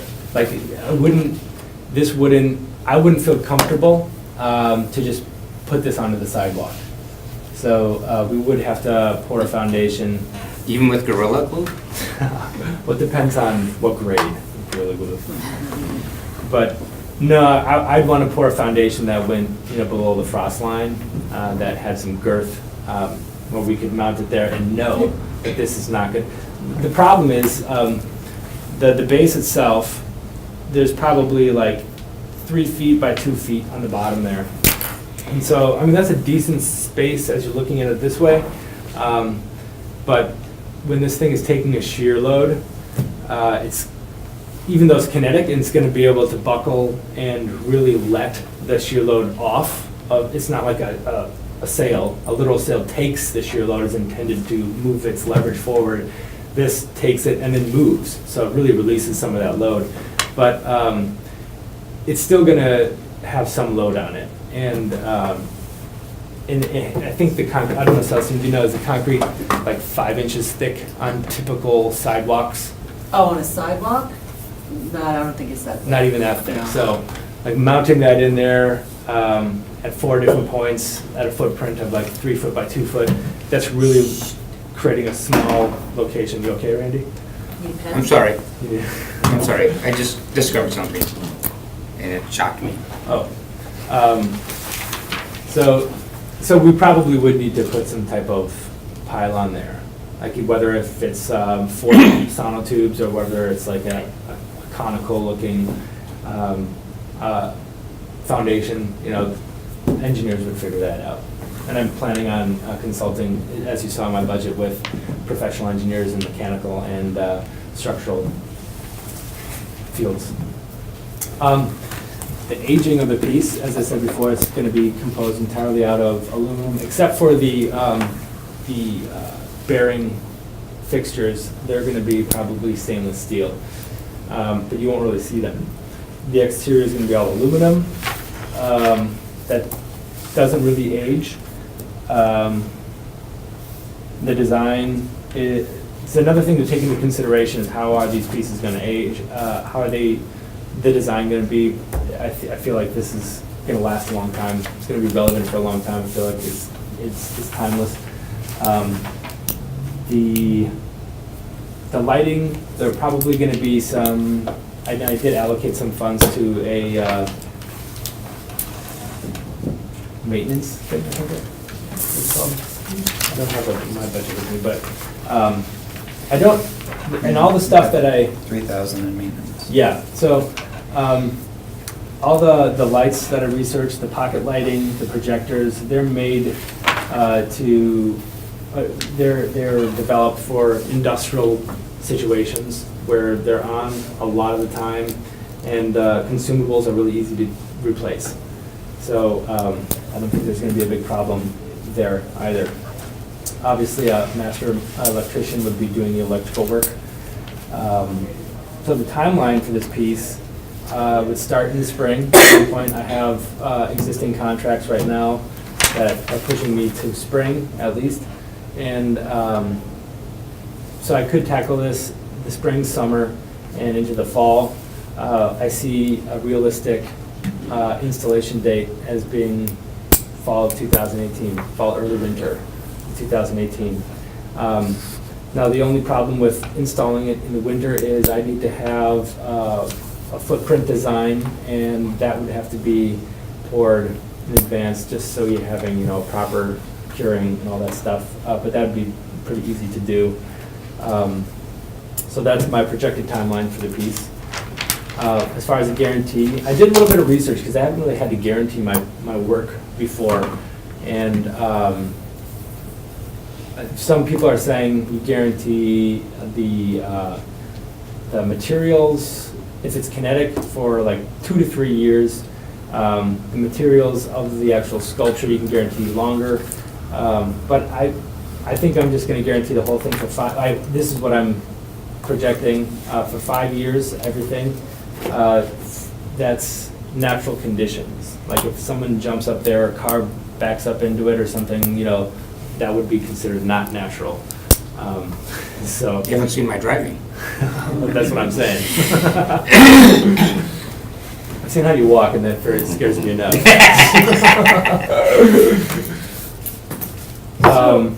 So what would be kind of failing at the 5-year point then? Is it the lights or? I think that's Well, just. not failing so much, but just. That, yeah, that's just, I would say I guaranteed for 5 years. I think the parts that would go first would be the consumables, and that would be the lights, and, yeah, the light bulbs rather, not the lights themselves. But everything on here is LED, and they'll last for a long, long time. But as far as like the sculpture, like, it's not gonna get like creepy, No. freaky sounds? No. Nope. That beach is like a real tall ship, freaky sounds. I guess so. I suppose. No, these bearings, the ones that I'd be using, they're made to handle RPMs of like 15,000 or something. I mean, which is really, really fast. So this wouldn't even be doing a full revolution. So we're not putting a lot of stress on these bearings. So I think they're going to last a long, long time.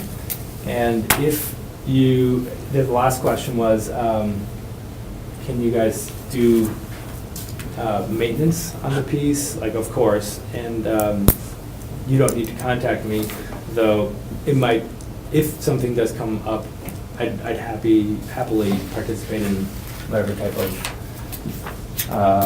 maintenance this would need.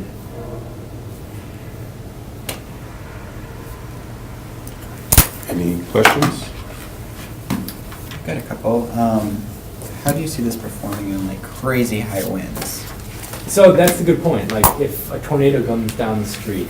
So I've thought about Just a, that. yeah, huge gust of wind. Yeah. I don't want this thing to ever, like, these ones to reach below, a certain point where they could harm somebody or something. So that would be something I need to look into and talk to the engineer about, like creating limiters. I've had pieces that have been kinetic where I've had to weld on limiters, which would limit the motion, limit the amount of travel that the different components can take.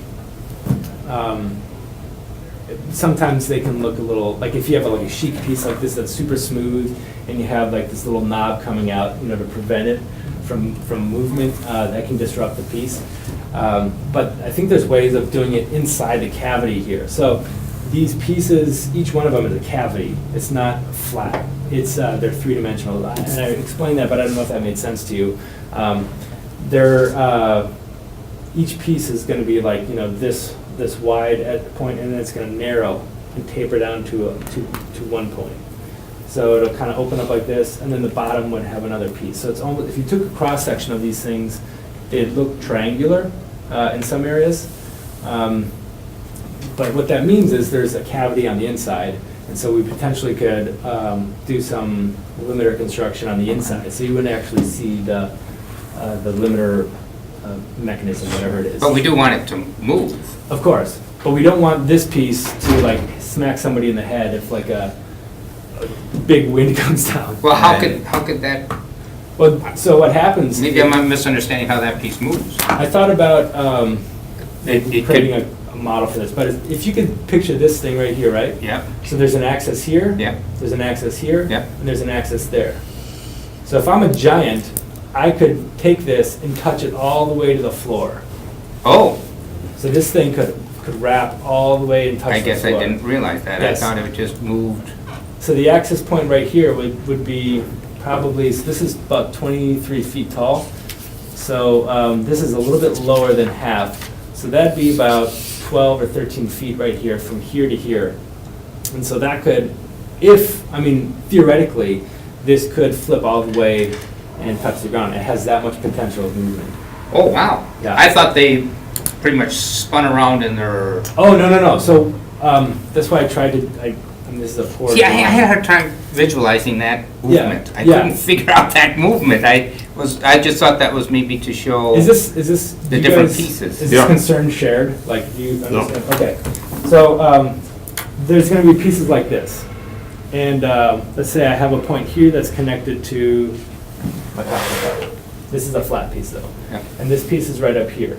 So this piece can move like this, and this piece is connected to this. So this can move like this, and it can be moving like this at the same time. So it's going to be like that. Like a bird, but it can go all the way around. Exactly. Well, potentially. But so the way these are, do you see how that most of the mass is on the top? Sure. And that's intended to create tension, because it doesn't.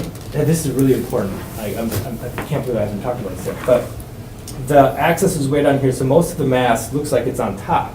So it looks like it should flip upside down naturally. But these are good. They're going to be weighted down with lead on the bottom, and it's all going to be weighted properly, so that at a standstill, it's going to stand perfectly erect like this, and it's going to be completely in line. But there are going to be lead pockets in the bottom here, essentially lead BBs that I weld in with an aluminum pocket that I'm going to have to like measure out, you know. But with the wind, it'll make these things nod really easily because the weight is going to be just a little bit heavier on the bottom, so that when just a little bit of wind hits it, it's going to go boom, and you're going to have this massive piece. This piece alone is like 8.5 feet long. It's just going to go boom, boom, like that. And as the whole thing starts to move, it's going to just travel more back and forth and have this kind of wave effect. Does that make sense? But the whole thing so. can also spin around. Yes. So let's say a 50 mile an hour, 60 mile an hour More gust of movement wind than I visual. comes up, and that dude that you've got there is standing right there. Is there potential for him to get whacked in the head? I don't think so. Okay. Because what I think, let's say it takes a direct hit of force from this direction. Sure. I'm going to have to maybe augment this a little bit after I talk with the engineer. Essentially, the shape would be the same. We might have to like move this fin out just a little bit. I want the brunt of the wind to be probably on this side. So what will happen is this side will take the most of the wind power. So this whole thing will shift this way. But while it's shifting, all these things are dancing around. Sure. So it's going like this while the whole thing's moving. So if you can imagine seeing this giant aluminum shiny metal thing, the whole thing start to shift like right above you as it's going like this, and it's completely silent, that's going to be a massive effect. So Now, do the lights reflect on that? The pool lights, they don't really reflect on that at all, they right? do. Well, they Yeah. do reflect on Yeah. that as well. And that's the point. It's not just the, Yep, so it'll be uplighting. So if you can imagine, well, is the uplighting a pool light effect too, or just a yes. regular? Oh, It's kind okay. of like a floodlight. Okay. Yeah, so so that you can see the little yellow lines are casting upward. Mhm.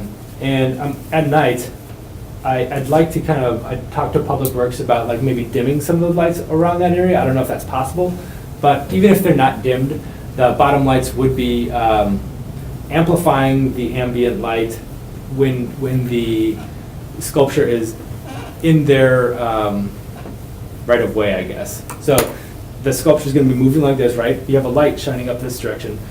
When this part is, when the top is moved in this direction, there's no light. And so you see like this dark area over here, if you're looking from over here across. But as soon as this moves into this direction, in the direction of the light, all of a sudden this whole area lights up. And so you're seeing this dark light effect. So that just amplifies the movement and exaggerates it a little bit. So that's what those recessed pocket lighting are doing. Yes? I just have two real quick questions. First of all, I'm sure you addressed this, but I just want to verify that apparently at the last meeting, there was a concern about a right-of-way or a blockage of vision. That's rectified? No, I didn't know about that. Yeah, I don't see how that one's in the right of way. It is. How?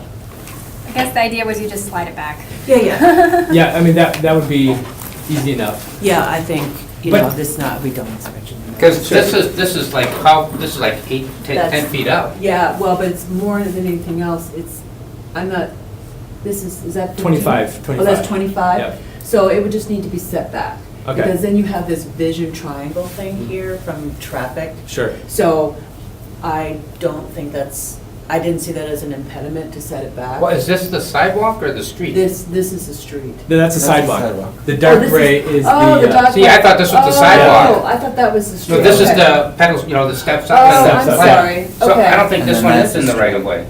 I didn't think Because so. this is the yeah. sidewalk, so you should be able to, My and this is mistake. 8 feet high. Yeah, it's already 8 feet high, So I so. thought, I was wondering, why is that hanging off the sidewalk? Yeah. Okay, all right, Yeah, sorry, that settles yeah. it. Right, okay, this is the street. The little yellow, red lighting illustrates the street. I should have made that bigger. Sure. Okay. But- I think no matter what piece goes there, there's gonna have to be a conversation with Public Works to Yeah. make sure that there's no division. Yeah, well, and if it But- lights up that's enough, maybe right. we don't need the other streetlights. Yeah, Potentially. but No. there's, if there is a problem, there's flexibility with Well, that would placing be the it street. closer to the No? building. Okay, Sure, okay. yeah. And the reason that I kind of have it raised up that high was with that impediment factor in mind. It's good, the pedestal itself is going to be relatively narrow, and it's going to be 8 feet before anything breaks that plane sort of, so, yeah. And my last question was just because you talked about the light moving and such, that the drivers wouldn't be distracted or blinded by this, right? It'd be all They would not be blinded by it, no, awesome. Those no. are my questions. Right. Thank you. Sure, yeah. Any other questions? I'm open. Any other questions at all? At all? How was South Korea? I guess something that I'm wondering, so you had mentioned like that kind of 8-foot barrier or kind of mark off point. Does that account for like this little piece coming down, or is the 8-foot So, mark kind of? yeah, that picture really doesn't, if you look at this one, right here, if you can imagine this piece coming at you and then dropping it into the screen. So this piece actually will never get So any it lower than doesn't that. go this Okay. way, it kind of No. moves. Yeah, and to illustrate the movement of this piece, I really do need like a maquette, but I didn't have enough time to really create one from last week. Yeah, it's blown my mind. I didn't realize it was moving in all the ways it was moving. Yeah, so, Yeah. and I really want to make that clear because that's the like most important part of this piece, I think, is its kinetic Sure, definitely. character, and it's extraordinarily kinetic. I haven't seen a piece that does all of this type of movement before, so this would be completely unique to this area. And it would, I think, would just be really interesting in general. I mean, the whole swiveling factor too, kind of like every time you drive by, the look moves. So if you're unclear about any of those types of things, really just ask now because I want to make sure you understand that. I think I got a better idea, much better idea now that you explained it all. Okay. I get it. And so I the get it. pieces, so the lowest any element of the piece can go is 8.6 off the ground? Yeah. Okay. That Yep. should be plenty, I would think. So is that- Unless we want it lower. No, I mean, I just think of, yeah, no, I think 8, like all pieces moving, so the maximum, the lowest, the minimum, whatever, is 8.6. Yeah. Right. That makes sense. Yep. That's exactly right. How would it get transported there? Do they kind of come in, like, to the sales? kind of Yeah. come in pieces? So or- transportation and installation would be very straightforward. It would take a while. So I'd fabricate this on site at my studio, at a studio. I wouldn't be able to do it at mine. I'd want a more industrial, and I already have a connection with a colleague that has a bigger shop that already said I could use it. So I build the whole thing on site at this location, and then I'd erect the whole thing to make sure it's working. Then I would disassemble it, load it onto a trailer, and have a team of people, and we'd install. The installation would take several days, I think. But it would be straightforward. We'd rent a crane to put in the taller pieces. But most of this is pretty straightforward. I'd be consulting with professional engineers for the initial drawings. You know, so what would happen is I'd give them this piece and the drawings that I've made. Then they'd figure out the weight load and the size of the axles and the size of the bearings, and then they'd give me a procedure for how to weld them in place and how to make the whole thing cohesive. And then the electrical engineer, I'd have to drop another design for the electrical engineer, but it's pretty straightforward. We'd have to, you know, draw lines. Is that whole area electrified yet? I mean, there's a lot of electricity running through there where they are. Where it is exactly, I don't know. Okay. Laura, do you happen to know where the electricity is exactly? No, I mean, there's a lot of electricity Sure. running through there. So there's a lot of access. Yeah. The pocket lights would be part of the site prep, and all the site prep would be done way before the installation. Yeah. Any other questions? I think we're good. Cool. All right. Thank you so much Thank for you. the presentation. I'm so happy to be here, and thanks for hearing me out. I'm gonna run down to my car. Could we take a 15-minute? Bathroom, yeah, bathroom break. Well, real quick. I need 15 minutes at least. Sure. I gotta run home. Oh, Wendy, It'll be quick. do you have your car? Huh? Yeah, I got my car. Oh, Yeah. Go for it, run. That's fine. Go for it. Okay, motion to close the floor. Yes, you should. Second? Second. All in favor? Aye. Aye. No, And then, that's- motion to adjourn for 15 minutes? Motion to adjourn 15 minutes. All those in Second. favor? Aye. So moved. Okay. Yeah, I forgot my phone and I really, really need my phone. I hear. I love your glasses. thank you. You're good. Thank you. So, the meeting is back to order. It's 10:12. Do we have to approve opening up the floor Yes, you again? can motion to open the floor. Doing a second? Yeah, Oh, a second. All right. All those in favor? Aye. All those against? All right, it's open. And we have here Naomi Moses Jenkins and Mr. Kent Hutchinson. Please. Well, I'm a resident of Alloway, so I've been here for quite a long time, and I've been an artist. Are you asking me what about me, or what do you? What would you like to share about the project? About yourself. Because we don't know who you are and that Right. kind of stuff, so share your story. Well, I've been in Green Bay since I've been quite young. I'm originally from Nebraska, but my Me family too. moved here. You too? What Yeah. part? Fremont area, my folks now live in Lincoln. Oh, really? I have relatives there, but most of them, some of the family is from there, and then the other is from the western part, the Panhandle area. Okay, I went to school in Kearney. Yeah. My dad was born and raised in Kearney. I like the Nebraska. Wow, the Nebraska connection. Yeah. Who would have thought? I'm sorry, you're disqualified. Yeah. Big taxes. It may sound funny, but,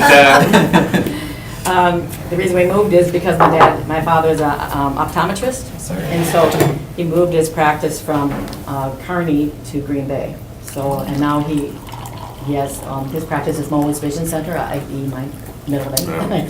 So, anyway, getting back to me, I live in Alloway, married, 2 children. I have always been a prolific artist as a child, drawing all the time, and was really loved my art classes and things. Going on to college, continued with art, was going to major in art and graphic design, but at that point in my life, I started to think I didn't like it so much. Like I was talking to Kent, it's all computer, and you don't really, I love hands-on, tactile.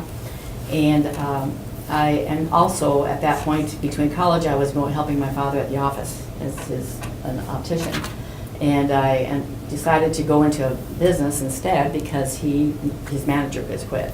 So I went into business instead. So I still did some art in college, but not as much as I did when the first couple of years. So I ended up, after college, stayed at my dad's office, and then I started to develop a business. And also, but never forgot my love of art, and started to I started to do sculptures again. I did sculptures in grade school and high school, and I really loved it, but I started to remember the paper mache that I used to do. And I started doing some of my paper mache sculptures, and I got into some galleries, and The Gift Itself is one of them, the first one I ever was in, and started getting some recognition for it. I've done Art Street for many years. I think I've done it 15 years or so. And throughout those years, I started to yearn to develop a stronger process. People think paper mache is such a weak, it's very fleeting, doesn't last forever. And every artist wants something that's going to last longer than them, hopefully. So I started to develop my own technique, my own medium, actually. So I evolved into the mixed media world. I use concrete, paper, clay, resin, and metal, of course, for my armatures underneath. I do some rough welding. I'm not as finesse as he is, but I can mock up a form, a stick figure type of thing, with a structure inside, and then flesh it out. And that's what I use for my large sculptures now. So I continue to get into more galleries with my mixed media sculptures. Pat, would you mind showing it? Some of the pictures. I can see all things. And some of the things I've been known for and gotten awards for. I think Beth's seen a lot of my work at the Neville Museum. And this one is a resin only, so I even have started to move into pure resin. Resin can be outside, it's shrink-proof, crack-proof, and it will hold up well in the elements. As long as you have at least a half-inch coating around it, it will hold up. Resin? Resin. It's an epoxy resin. So An epoxy resin, okay, yep, sure, yep. so it's like in a clay form, actually. You have A and B, and they're clay. They have a lot of viscosity, thick. You mix it together and knead it together, and then you sculpt with it. So when I sculpt with it, then I actually go back into it and carve it out for refinement, to refine the features. This one's a ceramic piece. So I just wanted you to see some of the figures I did. And this one is mixed media again. And he actually has a real Bible and an old Bible page that is on the front of him. It was ripped out of an old Bible, so I would never normally destroy something like that. But those are some of my sculptures, and I've gotten awards for. I have my art's sold all over the country, so I have clients that are all over. And but I started to want to do more as far as in long-lasting things, and I did do. I don't know if I submitted one of the pictures was a bronze horse, and I started to work in bronze. Bronze is really quite a bit easier than this resin stuff, because this you have to build it up and carve it away. This horse can take over a year to make. It's ridiculous, and the time that you put into it is just crazy for what you're going to get out of it. You know what I'm saying? So I started to do the bronze. The bronze can be done. You do it in a clay form.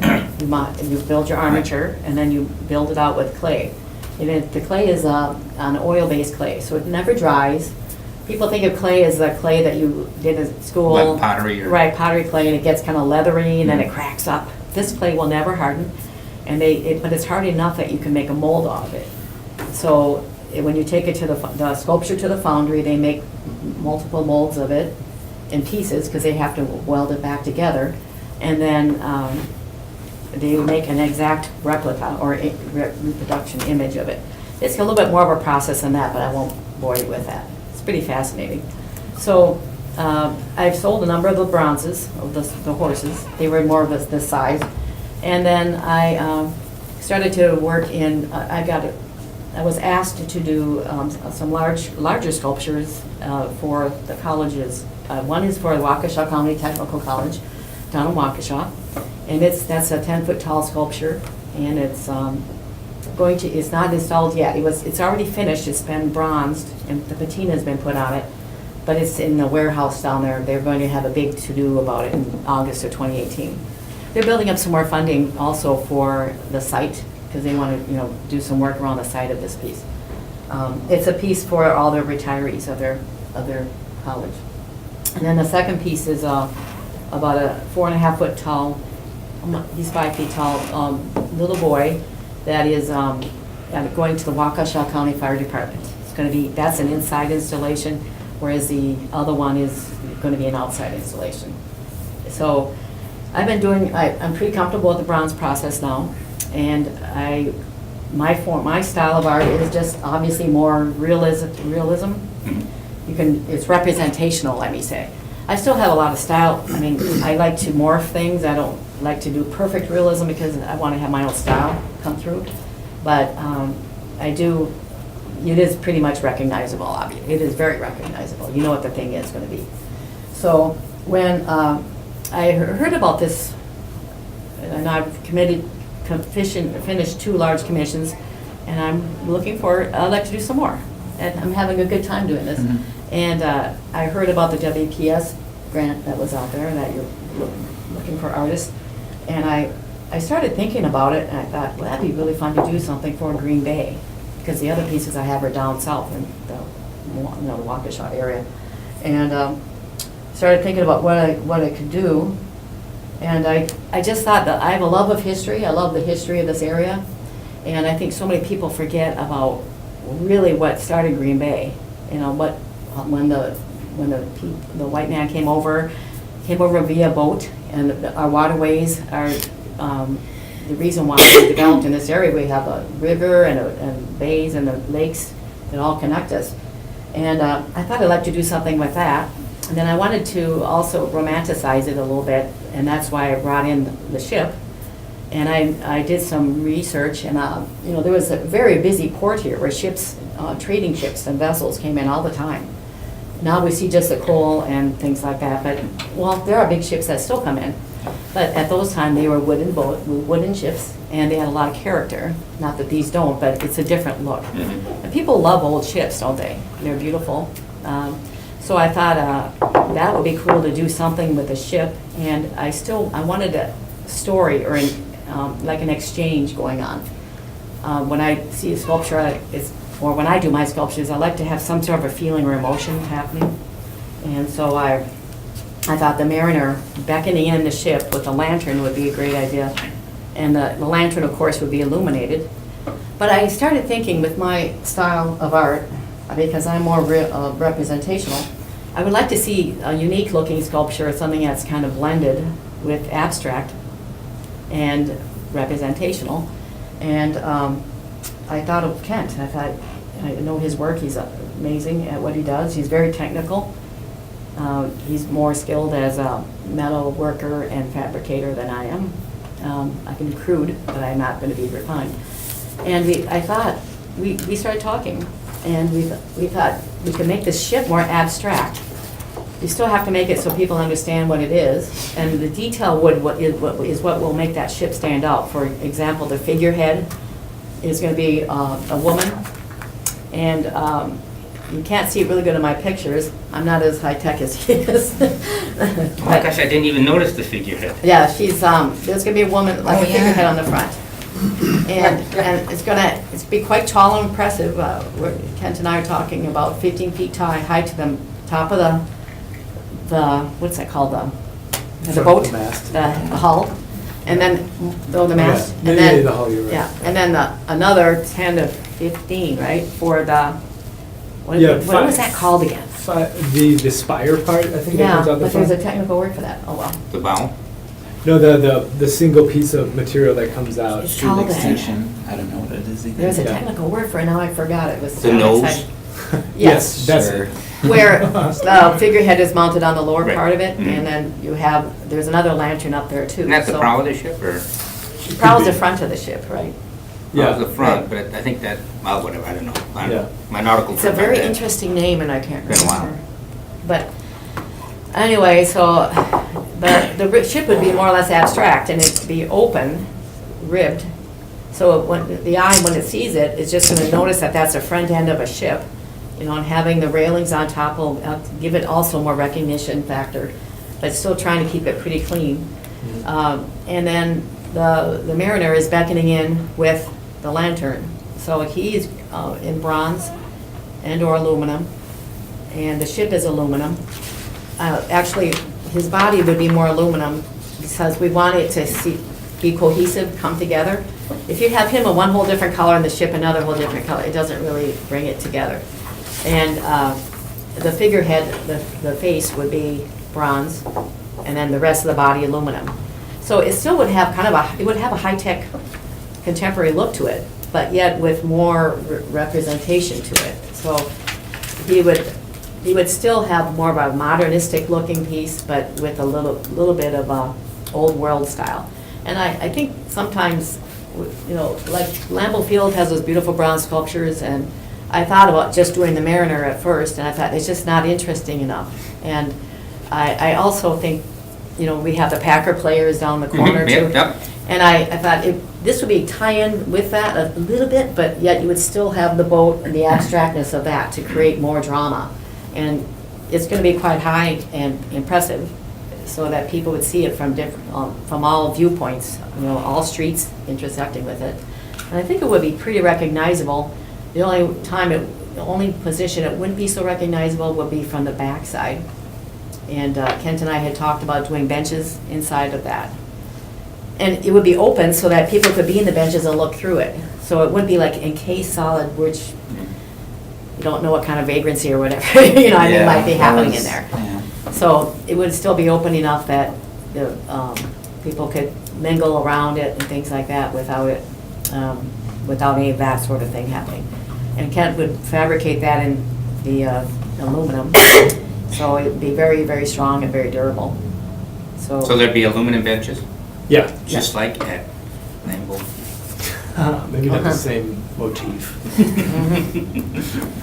So I thought that everybody thinks of Green Bay as, you know, the Packers and the packaging and the paper mills, but I wanted to go back in time a little further, be a little more nostalgic in what I presented. And having the name The Beacon really embodies the story behind it. There's a threefold story happening here. It's the interchange between the Mariner himself and the ship, called Beckoning in the Ship through the storm. And then the secondary is the interplay between, first thing is the nostalgia, of the area. You know, the ship, people are going to see that, and they're going to see this is a little bit of the history of the area. That's the first component. The second is the interplay between the Mariner and the ship, but then this third is a little bit more of a romantic interplay, and that is between the Mariner and the figurehead, the woman.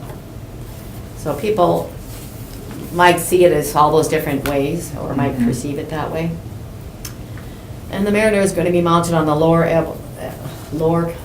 sidewalk area, Yeah, and the ship, of course, on the top. right, So it would be higher. yeah. Which I initially really liked, but then there's a problem of blocking the right-of-way with the sculpture. Okay. Oh, yes. So, one of my questions was going to be, could you redesign this somehow with the figure perhaps on one of the steps or the platform itself with the ship, and the ship recessed back further, because you need that symmetry. You don't want the Mariner too close. Correct, because it You doesn't know, make sense. Right. What do you think about that? So, What about he's on the steps, because I was going to make him really moving like he's in the storm. Worst case scenario, he needs to be taken out of the right of way completely. Okay. It's possible that we can work with the Department of Public Works where he can still be in the right of way as long as we can maintain 5 feet of unobstructed Really? Passage. for someone in a Okay. wheelchair or something. Oh, gotcha. You're- That's So- stretch on that side of that building, so it kind of goes all the way back. Mhm. That's all open. So I mean, Okay, I like Mark. it coming out of the corner, but if you had to like have it coming alongside the building, I guess we try to pursue, you know, how do we? Or could the ship perhaps be not as deep? I mean, its No, I back think, end is cut off some, so best it can be case recessed scenario- more and, Mhm. Would be that we try to work with WP or with Public Mhm. Works and find a 5-foot passage and keep that guy where he is. Otherwise, we're losing a little bit of the relevance. If that doesn't work, then we could potentially turn the entire thing to fit in some location. I guess we'd have to just walk out there on site. Right. Mhm. And, but I guess, yeah, we would be. We'd be Sure. could work with that, whatever, there's all sorts of other constrictions we have to worry The about. idea of you having him step up the stairs like he's approaching it, like he's really doing something, that was a really nice, innovative idea on the Mhm. moment, too. That wouldn't be so bad if, that would work with your guidelines, if he was once. Well, he'd be out of the one right step- of way if he's on the steps. Yeah, even just 1 foot up, and then the other one, he'd be closer to the Right. step. And that would even be interesting, would show a little bit more action. Yeah. Potentially, yeah. Yeah, it would be. Yeah, but then the ship would need to be still recessed a little bit more, because I think it'd be too close to the ship the That's way the it is right problem that now. I see. Right. And we don't have a whole lot of room to work with. No, I noticed building. that. Right. So I think we could find a way that everyone would be mutually happy, but. Yeah. The thing about moving, like you had said, moving the ship, because there is all that area back on the other side, then it wouldn't be as viewable, as visible from Washington Street, right? Yeah. That when people are driving down, and we're trying to get the most bang for the Right. buck I as see far what as the you're vision. Right.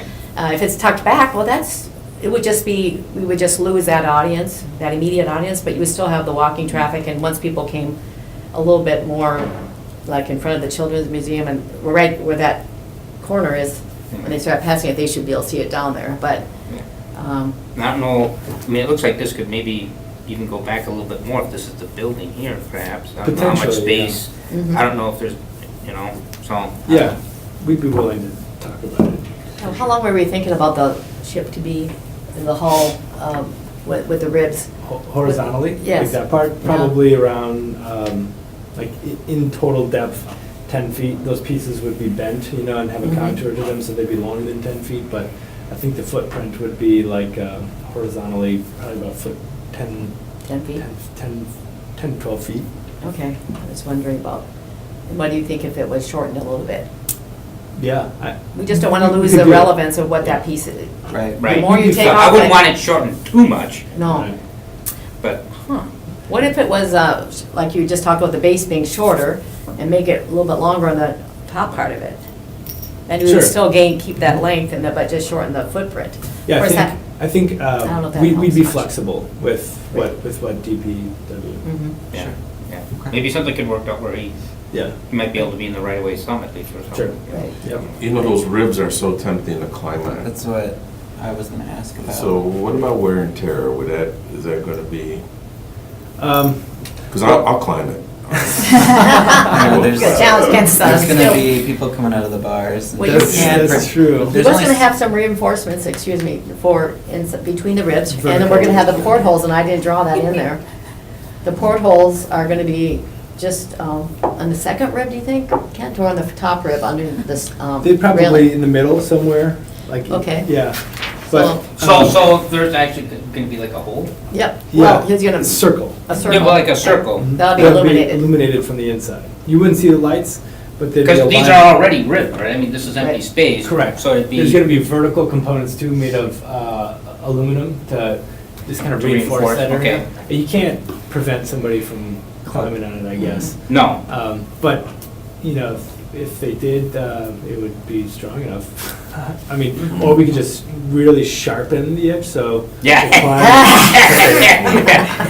No, that's a whole nother red Yeah, flag there. yeah, right. Yeah. Right. But what those ribs are gonna be, they're probably gonna be 2 inches in depth, by about 10 inches tall, and they're gonna have contour to them. So they're gonna be pretty strong, and it's all gonna be out of like 10 gauge aluminum, which is relatively thick. So the whole thing is gonna be pretty strong. And that light, is that free swinging? Is this free swinging or at the very top? We haven't really, it could be. Oh, It's gonna be made out of bronze, so it's gonna be welded bronze Mhm. up there with a glass encasing, with like a Edison LED lamp on the inside, so it'll look old-time-ish. Mhm, mhm. Yeah. And same with the Mariner, it'll have that same kind of motif. And I think we probably would need to stabilize it to some extent. I don't know if we'd want to like bolt it in place, Like those- or have like weld chain together to make Right, it look I'm like. thinking maybe that, because of wind and stuff like Yeah. that, you guys never Yeah, we know. wouldn't want that thing, No, Right. but a little movement, perhaps. potentially, yeah. Yes. Maybe even with the guy holding the sailor, Mhm. a little movement in his hand perhaps even. Yeah, maybe. Well, when they hold it by that handle there, and Right. they're holding it tight. Yeah. Right, but I mean, the handle might be able to swing a little. You like From the movement, handle. don't you? I like movement, yeah. I do too. Yeah. I mean, that's just, I mean, not necessarily, just an idea, Yeah. yeah. And I'm sorry, the material, what was it, the material again? Aluminum? Oh, it's gonna be aluminum. So- So there's no rust at the Right, end? right. Okay. Yeah. Yeah, And some bronze. Aluminum and bronze. That's And right. as far as the durability and the life expectancy, Yeah, really yeah, good. pretty, yeah. It should, metal, like stainless steel and stuff will galvanize and, not galvanize, it will rust and Oxidize. oxidize. So this one won't do anything like that. The Mariner itself would be a combination of cast aluminum and cast bronze.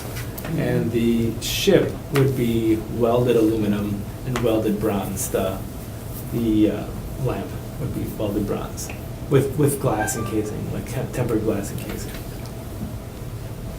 So yeah, all the stuff as far as aging, as Naomi said, aluminum doesn't really age. Bronze looks better when it ages. Yes, I guess a bit of a patina. Like to me. it. Exactly. Like good wine. And there's ways to, I have done some research on bronze sculptures too.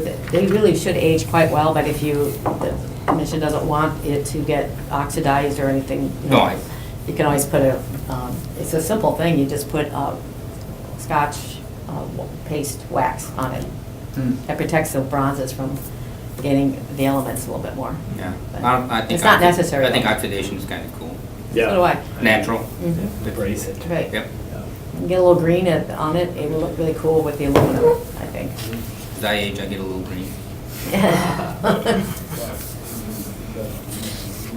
So, You had mentioned the portholes adding in there. mhm. How does that work as far as like the slats or whatever, and then just having a hole? Is there actually gonna be kind of like a frame, or is it just gonna be more of a? Right. Yeah, so essentially we Yep. take square tubing and we roll it into a circle, and then we cut out a channel in that square tubing where we'd have the LED lights. So, It's gonna be lit up. yeah, so it would have this Oh. like weird kind of illuminated presence in the portal. There'd be one on either side. So it'll be not only the lanterns, Right. portals will also be, and how many portals? One on each side, or?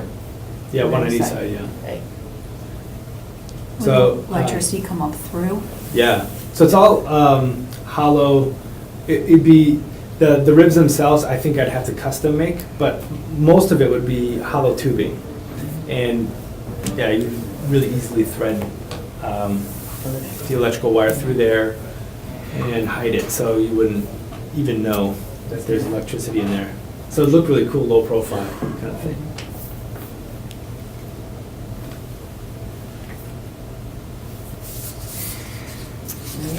Did you talk about the WPS part, or? And on your sample questions, you asked about how would we use this to enhance the public awareness of the VPS Foundation. Well, as the beacon is illuminated and it lights the night, you can see the analogy with WPS, illuminating millions of households, and the people turning on their lights at night. Same thing is happening with this. It'll go on a timer, and it will go on at dusk, and then it will be on all night. Right? And at dawn, it will go off. So I felt that was the perfect tie-in, the obvious tie-in. A secondary tie-in, I told Kent, but I'll mention it. It wasn't as high on the obvious list, but WPS has invested in hydroelectric power, and some of their plants are celebrating their 100-year anniversary right now. So I thought it was kind of a fun thing a secondary note to tie that in with it too. And I know WPS is looking for other forms of energy all the time. So, and water is a pretty clean source of energy. So, as far as starting and completing, we would be starting it pretty quickly and work on it through the summer. Kent and I thought we thought with barring any other unforeseen circumstances, we could have it done by the fall, mid to late fall. And if not, said you could put in the footings first. And Yeah, then, we do site prep. wait, Now, site prep. I don't remember, did we talk about how this was going to be, Installed, no. the footed sort of the, Yeah. how This we're one, fastening since I Gorilla had- Glue? Yeah.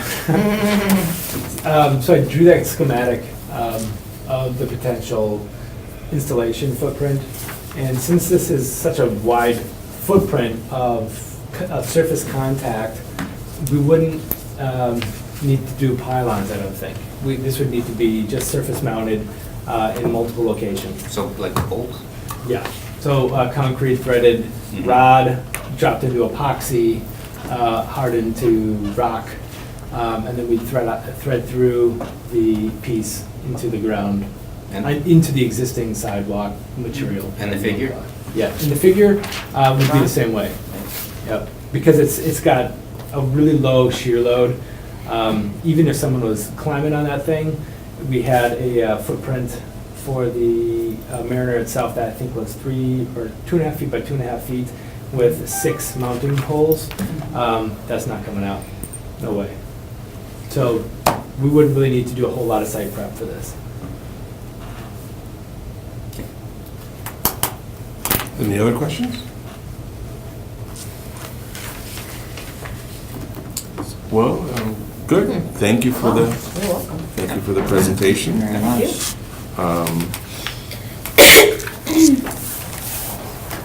I'm sure you have 3 different, completely different proposals, don't you? Yes. Very we interesting. have to- Yeah, we have yeah, to yeah, yeah. digest. And I'm hoping that number 2 and 3, we can find other funds and other locations for. I think this was a great project to generate a lot of interesting Yeah. art, and I'm hoping that we can use some of these others, some ones that even make the top 3, that different spots and different, come up with different funding sources. And yeah, because I really like to see a bunch of these sculptures around the city. Yeah. I thought the same thing, like, you know, on the other side of the river, they're developing over there too. Yes, You know, having- actually, it's Even called, this would look really nice over Yeah. it's there called the too. Shipyard, actually. Mine was- Yeah, it's called the Shipyard, Yeah. yep, yep. So, yep. Totally. Yeah, We so, definitely want to do public art over there. It's a little bit more down the road, but oh, but, Mhm. yeah, so I'm really hoping, Thank you. I appreciate that, your love of art and that you want to see Green Bay move forward with this, because it's been a long time coming, hasn't it? Yes, it has. Yeah. So many other cities, Waukesha has bronze sculptures all over and metal, other kind of metal abstract sculptures, and they just seem to really, you know, it really beautifies the city, and it just, absolutely. it also adds more culture to us, to the Mhm. area too. And people appreciate art, I think they appreciate a finer lifestyle. And it goes with everything, It does. culture, It does. education. Keep doing what you're doing, we need it. Well, thank you. We're so happy to Thank have you. you here in the community. And Kent is awesome. Yes. yeah? Thanks, Dan. Yeah, he is. I'm like, I didn't You're realize. awesome. I didn't realize how much he knew I mean, how, I was referred to him by a friend, a mutual friend, Kim Pigeon Metzner, who used to be the gallery Yeah. manager at the Art Garage. I was at the Art Garage for quite a while too, but I did pull out because I can't do my work there very much. Mhm. I'm messy and grindy and Mhm. dusty, and it doesn't work with painters. But No, they no, complain? yeah, they do. Yeah. Jeez. Now when I'm a Have they heard of mixed lightning. medium? And she mentioned Kent, and she thought we would both work really well. I think our styles would meld together quite nicely, so. Yeah, If it's not been this one, maybe totally- another one. Totally fun. Thank Yeah. you are just so generous. Yeah. Yes, it's been awesome. Well, thank you again. Thank you, Thank everybody. Thank Thanks for you, listening Ken. to us, yeah. Thank you for the time. Thank you. Yep. Ready. Motion to. Motion to close the floor. Close the floor. All those in favor? Aye. All those against? Motion approved. And we'll just assess what our morning here and have a little conversation. And again, Thank you very much. Thanks, Thank you. everybody. Thank you, Safe everybody. travels. Thanks for your time. Safe Great travels. day. Yep, see ya. Hey, Laura, Yeah. are we, So now, are we going to choose today I would think. at No, this moment? Yeah. Which, We're not going to hem haw, we're just no, going to go? we're- I this is it. mean, now No, a I agree. chance to talk. Rubber You gotta hits the sit road. over, get over here. Oh, another real Sorry, concern. excuse me, does anything I don't hear me? Oh, yes. Oh, yeah. Okay, see you guys. Let's Bye. hash- let's I already hash drank this out of it. Oh, man. That's why it's gone. Now it's getting real. So yeah, I don't know if you guys wanted to go through and do those sheets. I just did mine now. and- I got 2 done, didn't get this last one done. I didn't do it at all, I already kind of know what Okay, that works too. you know, Yeah. I mean, I just kind of scribbled stuff, but Because you're a scribbler. I'm a scribbler.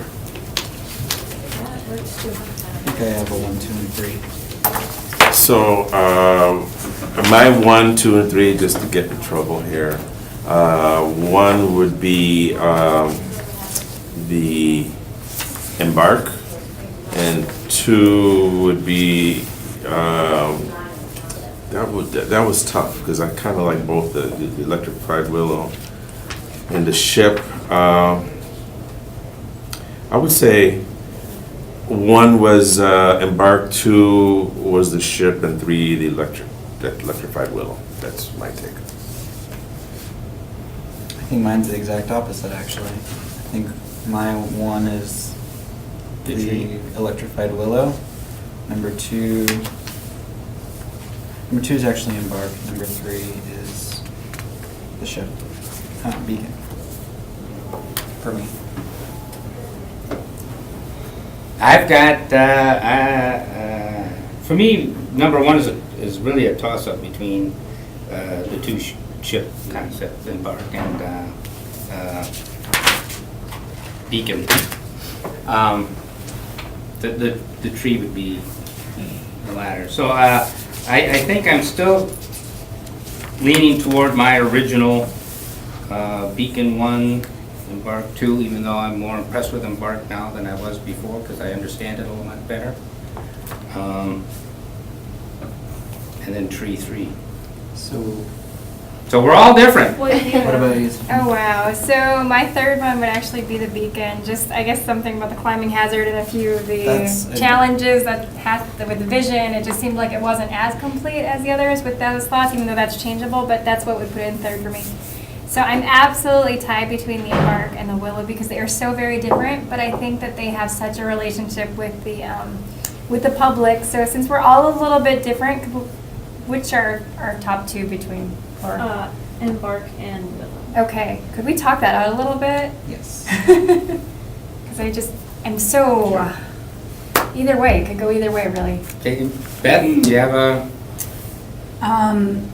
For me, I think though it has a safety, the climbing factor, I think for the history sense, I like Beacon a lot because I love how it comes off that corner. Embark concerns me just because of all the moving parts and the long-term factor of that, just there's an unknown.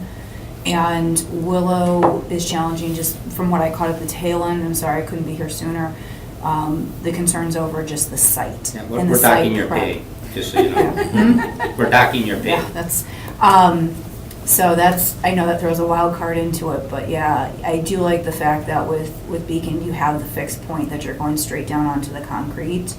To me, although the liability, I just look for that's sturdy, it's sturdy. However, the concern would be the climbing. But Yeah. people climb on our mammoth all the time. People hang from our dinosaurs all the time. Mhm. Wow. But Yeah. yeah, it's, it's. Yeah, I'm not it's a- concerned about, I'm not. But that one poses because it is ladder-like, Mhm. and my concern would be if you move that one back, I don't know what WPS with snow removal, because now you're creating you know what I'm saying, so that backside access point. Yeah. You don't want to necessarily close off because you want that in immersive environment, but somehow that's the challenge. I mean, they have bus stops and things like that. Is They that work kind of around. similar? I think they just work around them. Okay. Embark is very impressive. I like the water lighting, I think that's really cool. Yeah, That we is really cool. used a similar technique in Life and Death at Fort Howard. We projected down from our light grid and created basically a virtual river in the exhibit space. So it's a neat thing. we never had to change our light bulbs out, and I don't know, obviously, if ours, I don't think were rated for outdoor use. But the tree is stunning, his model, but like I said, all of the site prep, I think you'd lose your mind trying to work with him, trying to get that site the way he wants it to be. Because that's where I was trying to struggle, from the city perspective. So. My choice for the Embark was, because it's abstract and it makes me want to think, it has all the possibilities. What I might see, somebody else may see differently, so I kind of like that interplay of individuals seeing something different. The ship is a ship and the tree is a tree, but with Embark it just Can be whatever you want it to be. Yeah, it's whimsical. It, Sure. Has that. I thought it was always a tree, but when he said it was a ship as well, I'm like, oh, okay, I can see that. So that's why. Yeah, but Laura, do you have a? Yeah, what's yours? I want to know yours. Let's get them all out. I do enjoy Embark because imagining, like, now talking to him and seeing how, in my mind, seeing how it kind of is moving, and one thing kind of sets off another thing, and it's this chain reaction. I think that can speak for a lot of things with WPS and how we've progressed through technology and how that is transforming itself. And I think, like you touched upon, it can be more than just one thing. You can see it and be like, oh, that's a ship, or you can see it and that's a tree, or those are buildings or mountains. I don't know, it just kind of, or waves, it kind of brings all these different things, and like you said, it makes you think. There is that concern though about having it move. Like, listening to it, I was like, I don't know how any of this works together. But I have confidence him meeting with engineers and getting that all situated. I think that's less of a concern for me now. I think it utilizes WPS a lot as well, not just having lights that light it up, but actually having that kind of interactive light that people can. Now, I guess, is that really doable from the city perspective, to add those light pole, you know what I'm saying? Because basically you're adding two light poles. I think So that's he's part doing of that, the right? sculpture. It's part of the Actually, they're like- sculpture. It's considered part of the sculpture. Okay. That'd be Yeah. Kent's. I think he's And accounted for they, that. Yeah. and they'd be in the right of way, or not outside of the right of way, I Okay. mean. So I don't think that's as big of a concern. Yeah. What was your number 2? My number 2 was Willow, just because from a public standpoint, people are gonna love it. It's going to be incredibly impactful, Yeah. I think, more so than the other two pieces. I liked Beacon, especially after hearing them, and like the aluminum mixed with the bronze. I think that like something about that combination is really, really interesting, kind of combining the old with the new and touching back on that nostalgia in our history. Sure. But I also can just see a lot of people going up on top of it and pretending like they're in Titanic. That's my biggest concern. See, I'm not worried about, that makes it more interactive, and I really don't, I mean, all these sculptures are insured, correct? I mean, that was our concern before with the rotating art and everything, right? They don't Everything's go under insured, the so, city. yeah, and There's still a deductible, right? yeah, well, I'm really not concerned about vandalism. I know that's one of our things here, but I mean, you can vandalize anything if you're gonna I'm not concerned about vandalism, I'm not concerned about safety as long as it's not purposefully, sharp edges or something like that. People are going to find a way to hurt themselves. Right, if they want to. on any of these, even with, Yeah, they all have potential. they all have potential, Some are more inviting Yeah. to well, some are more inviting, problems than others, and with the but I don't latter- see it as a problem as long as it's not constructed in a dangerous way. And I don't see any construction here that's dangerous. it invites somebody to climb up it if you want to climb up. It also it's got benches in the back, invites people to sit there and eat lunch. You know, I guess, I don't know. and I do, as she mentioned, I thought of that too, how it does kind of tie in to the, down at the end of the block, Cherry Street, with the other figures there. In fact, the lantern, the way you kind of, it's pointing toward the ship, but also kind of pointing away, there's more sculptures over there, you know? I don't know, No matter how we choose, I hope I see all three of them somewhere in the city. Yep, They're amazing pieces. They Yep. are. We've got You three know. really, really good Yeah. options. And even some of the ones that didn't get the top three, Yeah. there's a couple that I we mean- didn't choose that I really think, I hope we find a spot for them. But we gotta figure out number one. Right. I think we've got three incredible options, and for me, I would just kick Beacon out because for me, the concern of people climbing up there and falling off and hitting their heads and maybe even dying at that height. I also just find it's something creepy. I don't know. Maybe this is me being paranoid, but like People being inside someone of there. like creeping inside and I know, like and even you though could it's come open- and That would be me. I would Yeah, go like- in there, hey. In your clown suit? like it just You like, need creates a an clown sighting? opportunity for I agree with you there. It's open, you can see through it, but at the same time, there's it's still an a little bit of enclosed a. space that people can remain somewhat hidden inside, and that I agree with that. as like a Yeah. woman walking down the street at night, I hate to think about things like that. Sometimes there's but even also- challenges It with just- dumpsters or just small. Yeah. I agree with her on that. That there's a safety concern, even though there's not much. Like during the There daytime, I'd is. be like, awesome, cool, I'm gonna read my book in my little boat. Like, I would love that. But placed in the right location, you know, I could see this at the waterfront. Yeah. You know, it would be like, whoa, this is cool. Oh, yeah, You I know? agree. Where it was very open, like that or the interior would be kind of central focus amphitheater to Yeah. the public who could Mhm. constantly keep an eye on it. Yeah. Yeah, Yes. yeah. And I mean, agree maybe with I'm that too. thinking it wrong, like those slats, it could be that they are wider so you, and like with the port lights, you can still see and be like, oh yeah, there's someone hanging out in the boat. Right. Maybe I'm just being a little paranoid. I think My it's a mind good goes there, concern. too. Something I liked about the Beacon was it was a female artist being represented, a female sculptor, and Mhm. I Yeah. was kind of I did like hopeful that for her too. on that, but I also have to agree about the safety concerns. So, it's so hard. I wish it would, the place was City Deck. I Yeah. wish Yeah. that's where I see this. Yeah. Yeah. See deck? Yeah. Can I add an input? Mhm. Please do. Okay, so I personally, when I think of the willow tree, I think of spring and new beginnings.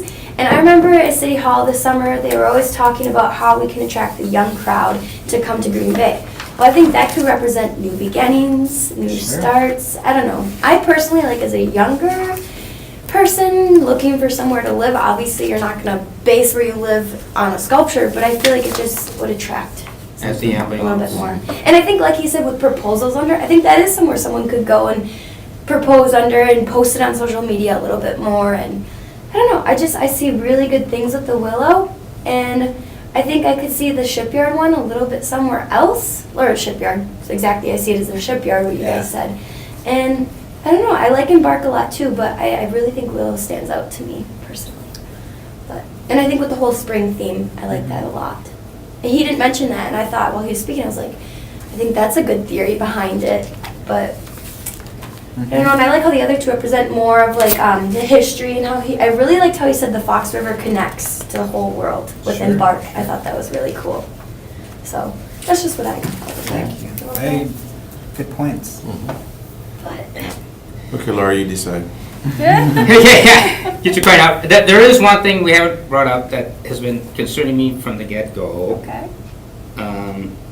This is our first big project, Mm-hmm. and Kent's our chair. Are we shooting ourselves a little in the foot when we do our next project if we award Kent the project by other people saying, well, why apply? It's obviously, you know, Great system. yeah, they're just gonna help each other out. I mean, is that, There's that possibility. I guess for the record, Kent has recused himself. Yeah. Yep. He's not a part of this Totally out decision. of communication Yep. the whole time. Right, yep, but But I think we would, I think I can his see- project is, I think anybody looking at it objectively, there's no argument, it's a quality project. And if we were further down the road, I'd feel a little less anxious about it, but this is our first one. well, I think because we're all adults and we're placed in this position, I wouldn't have that as a concern. I'm looking at the art, you know, if it sucks, it sucks. If it's good, it's good, you know, so that's, I think our well-being is to put something out there for our public that's good or better, you know, so. Well, as a so I'm politician, not I'm doing. always worried about politics. Yeah, And well, there's actually a lot of politics in the art world. Yeah, oh Yeah, yeah, there so is. that, Oh, you yeah. know. I mean, we can't avoid that. No. But I think we need to be concerned about our viewers or, you know, who our audience is and what's the best thing we can give them. So I think we should try to Okay. have that in Well, mind as well. Would you- If Beacon is out, I think I would. Would you want to go through the scoring sheets for those two? Maybe. Just to Sure, kind sure. of lay it out Sure. from a number standpoint? I think that's helpful. I didn't put any points. If you want to fill it out now. It was just like the previous one that we did. I filled them out, I didn't add them up.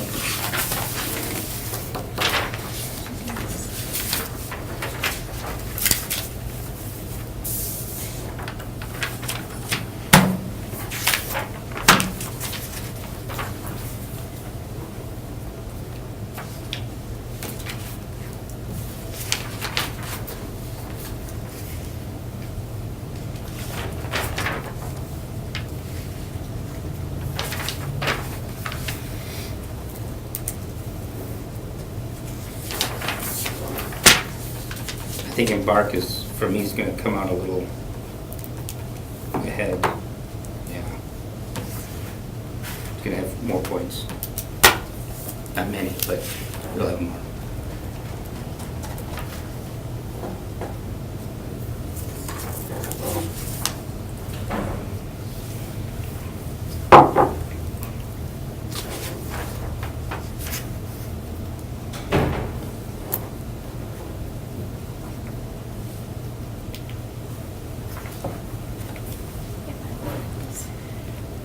Point and a half off. Nice close. They're close, wow.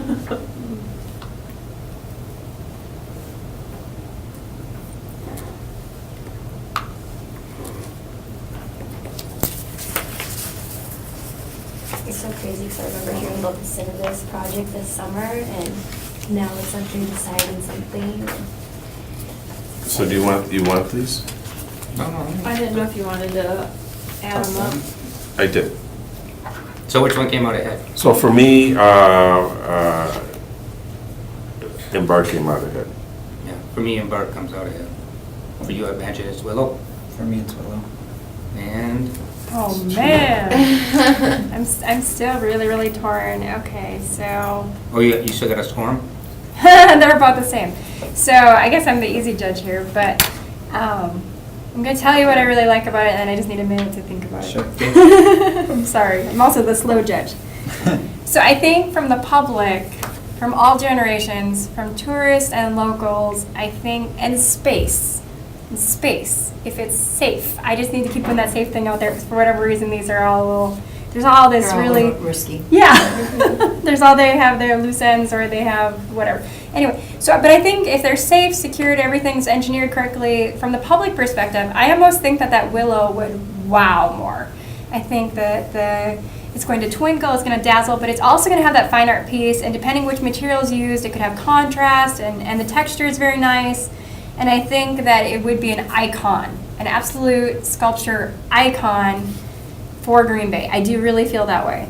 For Embark, Green Bay is not so technologically savvy so far. So since this is very futuristic and moving that direction, it really will stay that way. It'll invite more of that.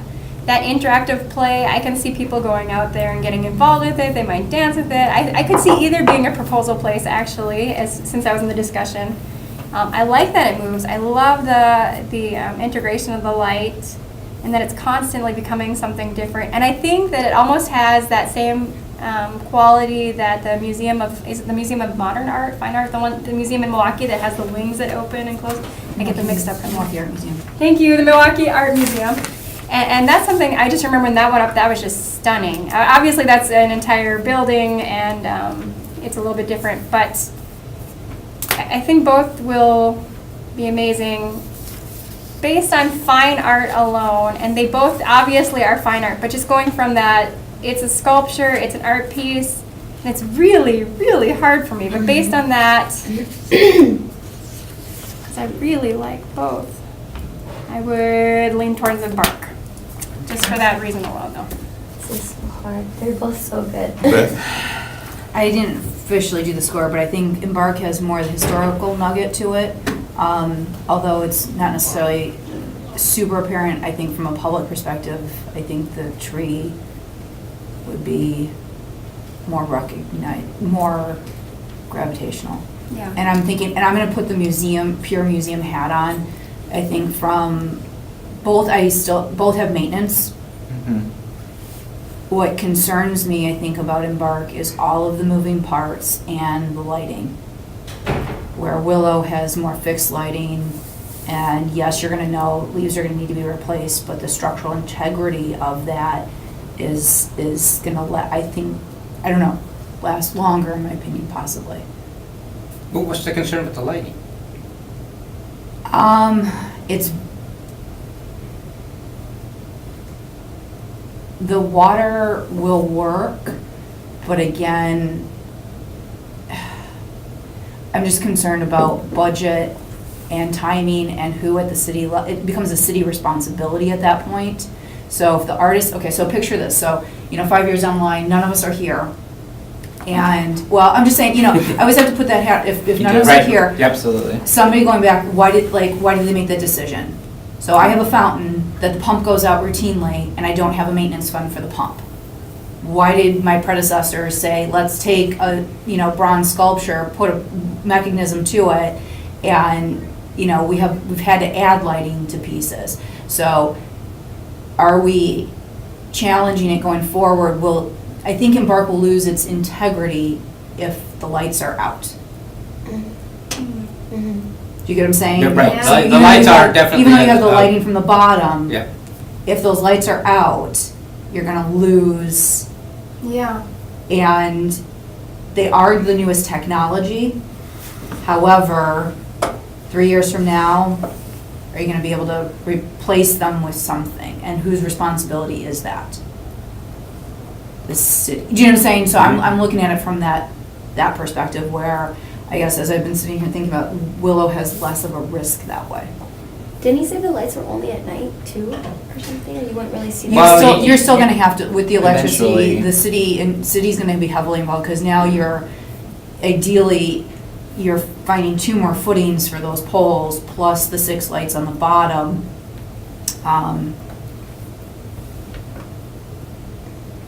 Yeah. I think that's an interesting thing that you mentioned as far as, like, Can you The all live with the lights. sculpture without the water lights?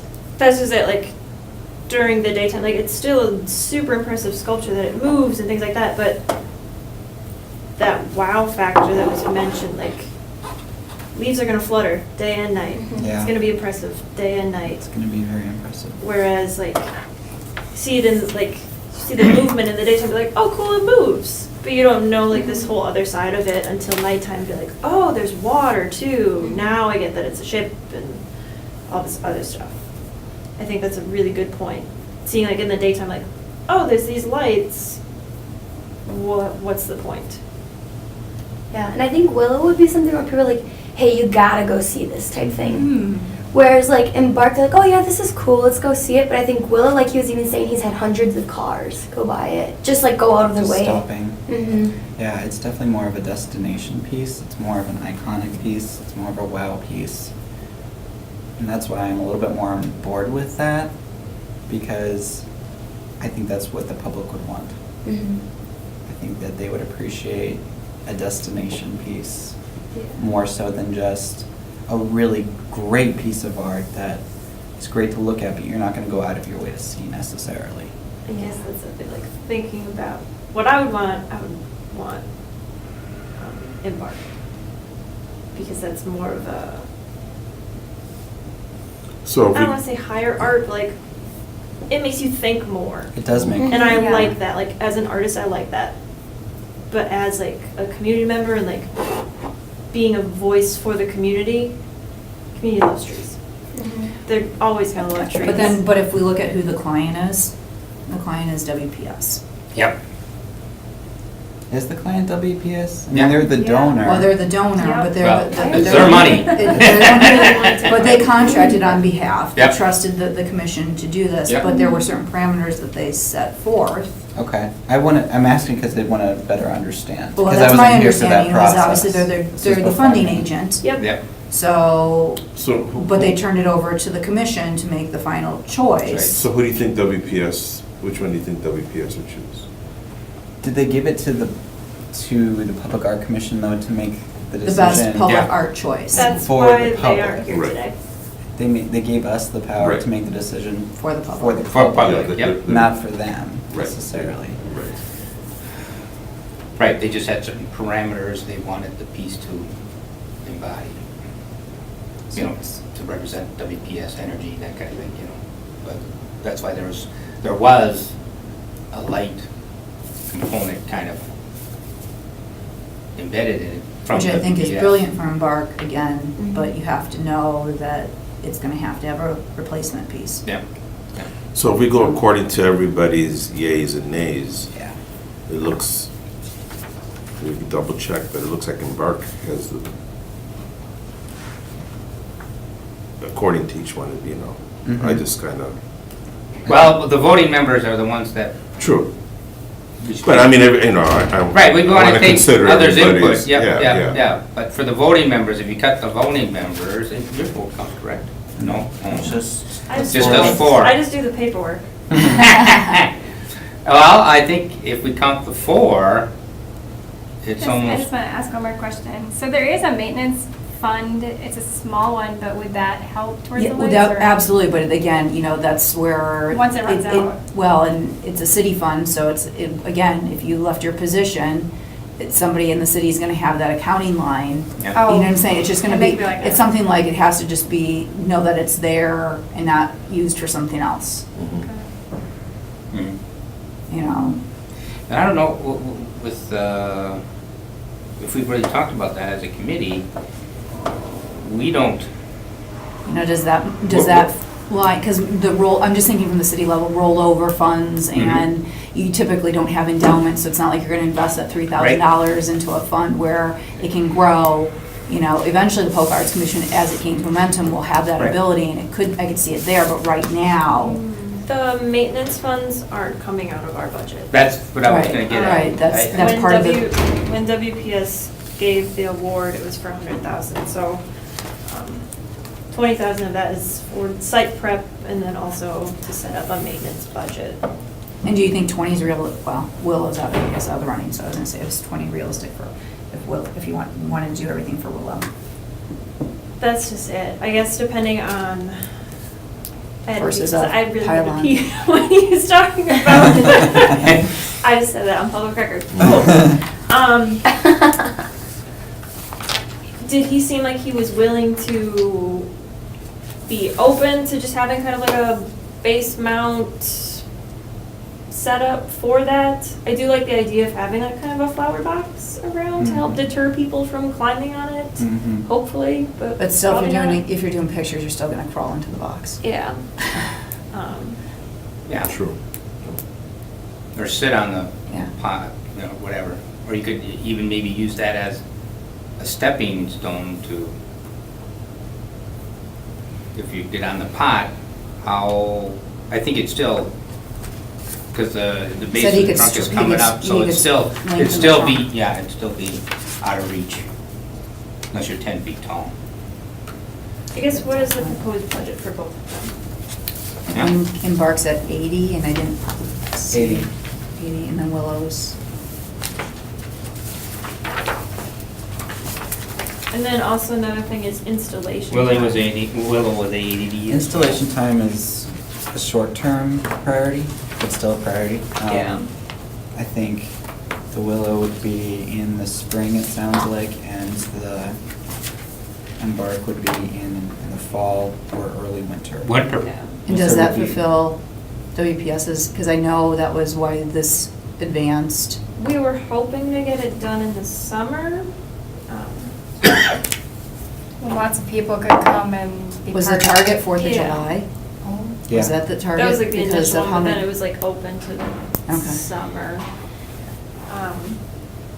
So, I don't think WPS would be totally peeved if we pushed it to fall. I mean, I think they would be glad to Well, know that as something long was as the actually being project's done moving, now. I think, and- yeah, it's been Yeah. picked and it's moving forward. and they're Not both like- meeting within a month, you know, either one later, one earlier. Yeah. You know, but still that one. So I, like Matt said, I think it's a short-term concern, but I don't think it's an overall like, not that one. Right. So the voting members, you've got 3 for Embark and 1 for Willow? Is that the? I think so. Yep. You chose Embark? Yeah, just by a hair. It was really hard because, again, that tree, that's going to, wherever that goes, the people will know that city. Yeah. Yeah. But again, I think That's from a, a good point though, because he had said that De Pere was kind of poaching him for it. Are we concerned about that?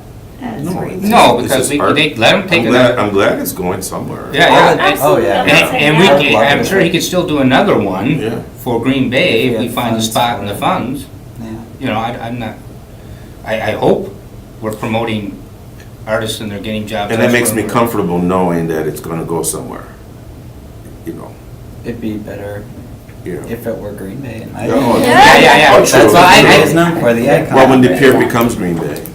listen to you. So, but just, we're really trying to elevate that idea of fine art in Green Bay, or is that not as much of a concern? Because I guess that's what put me over, that we want to invite more artists, that we want to invite more intellectualism and move forward with technology. And I think that's a direction that we're trying to move as Green Bay, right? Mhm. That is what puts me onto it, but I really am enamored with that tree. I wish both could come. So we, Well, I'm hoping we get all 3 of these somewhere, but this spot right now for this, so we've decided. I think so. oh, we should vote. I thought we did. Yeah, It was 3 to 1? Embark, Like Embark. officially? Oh, Do you need a motion okay. on that? Okay, Do we okay, have to if- All those in favor of Embark, raise their hands. All those in favor of Willow, raise your hands. Vote is 3 to 1. Embark is the one we chose. I still For- like Beacon best. Congratulations, everybody. But I'm not gonna, I know this was difficult. It was. Very difficult. At the end of the day, we're getting a great piece. It's fantastic. I'm really happy. I really hope the fundraising effort goes well and we can just stick that tree somewhere. Yeah.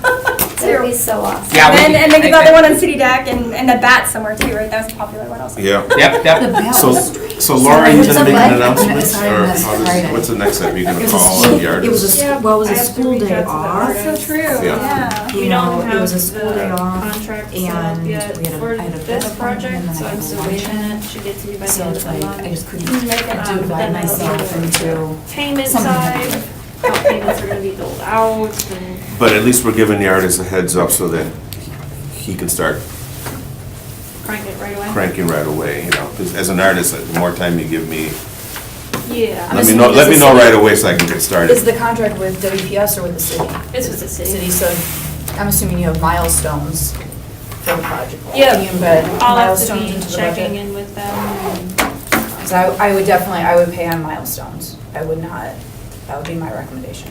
I thought we'd use Good kilometers. point, good point. You just need a. Kilometers? I got it. I got it. All Oh, right, so wait a minute, I wanna, is there any other part of the regular meeting? Or is that, I this think was that- all of Do we today? have any? any other, no, I think that, any new Motion to information? adjourn? Basically just informational. Information. Insurance paper sign for annual, or for rotating earth program, that's Oh. exciting. Gonna be taking part in Mardi Gras, so I need to get stuff ready for that so we can promote our programs. And then also I was planning on going to Arts Day in Madison, March 21st, if anyone would like Awesome. to. I am going, I'm taking my deputy director, and I'm driving Stacy. So depending on where you Carpool? live. All right.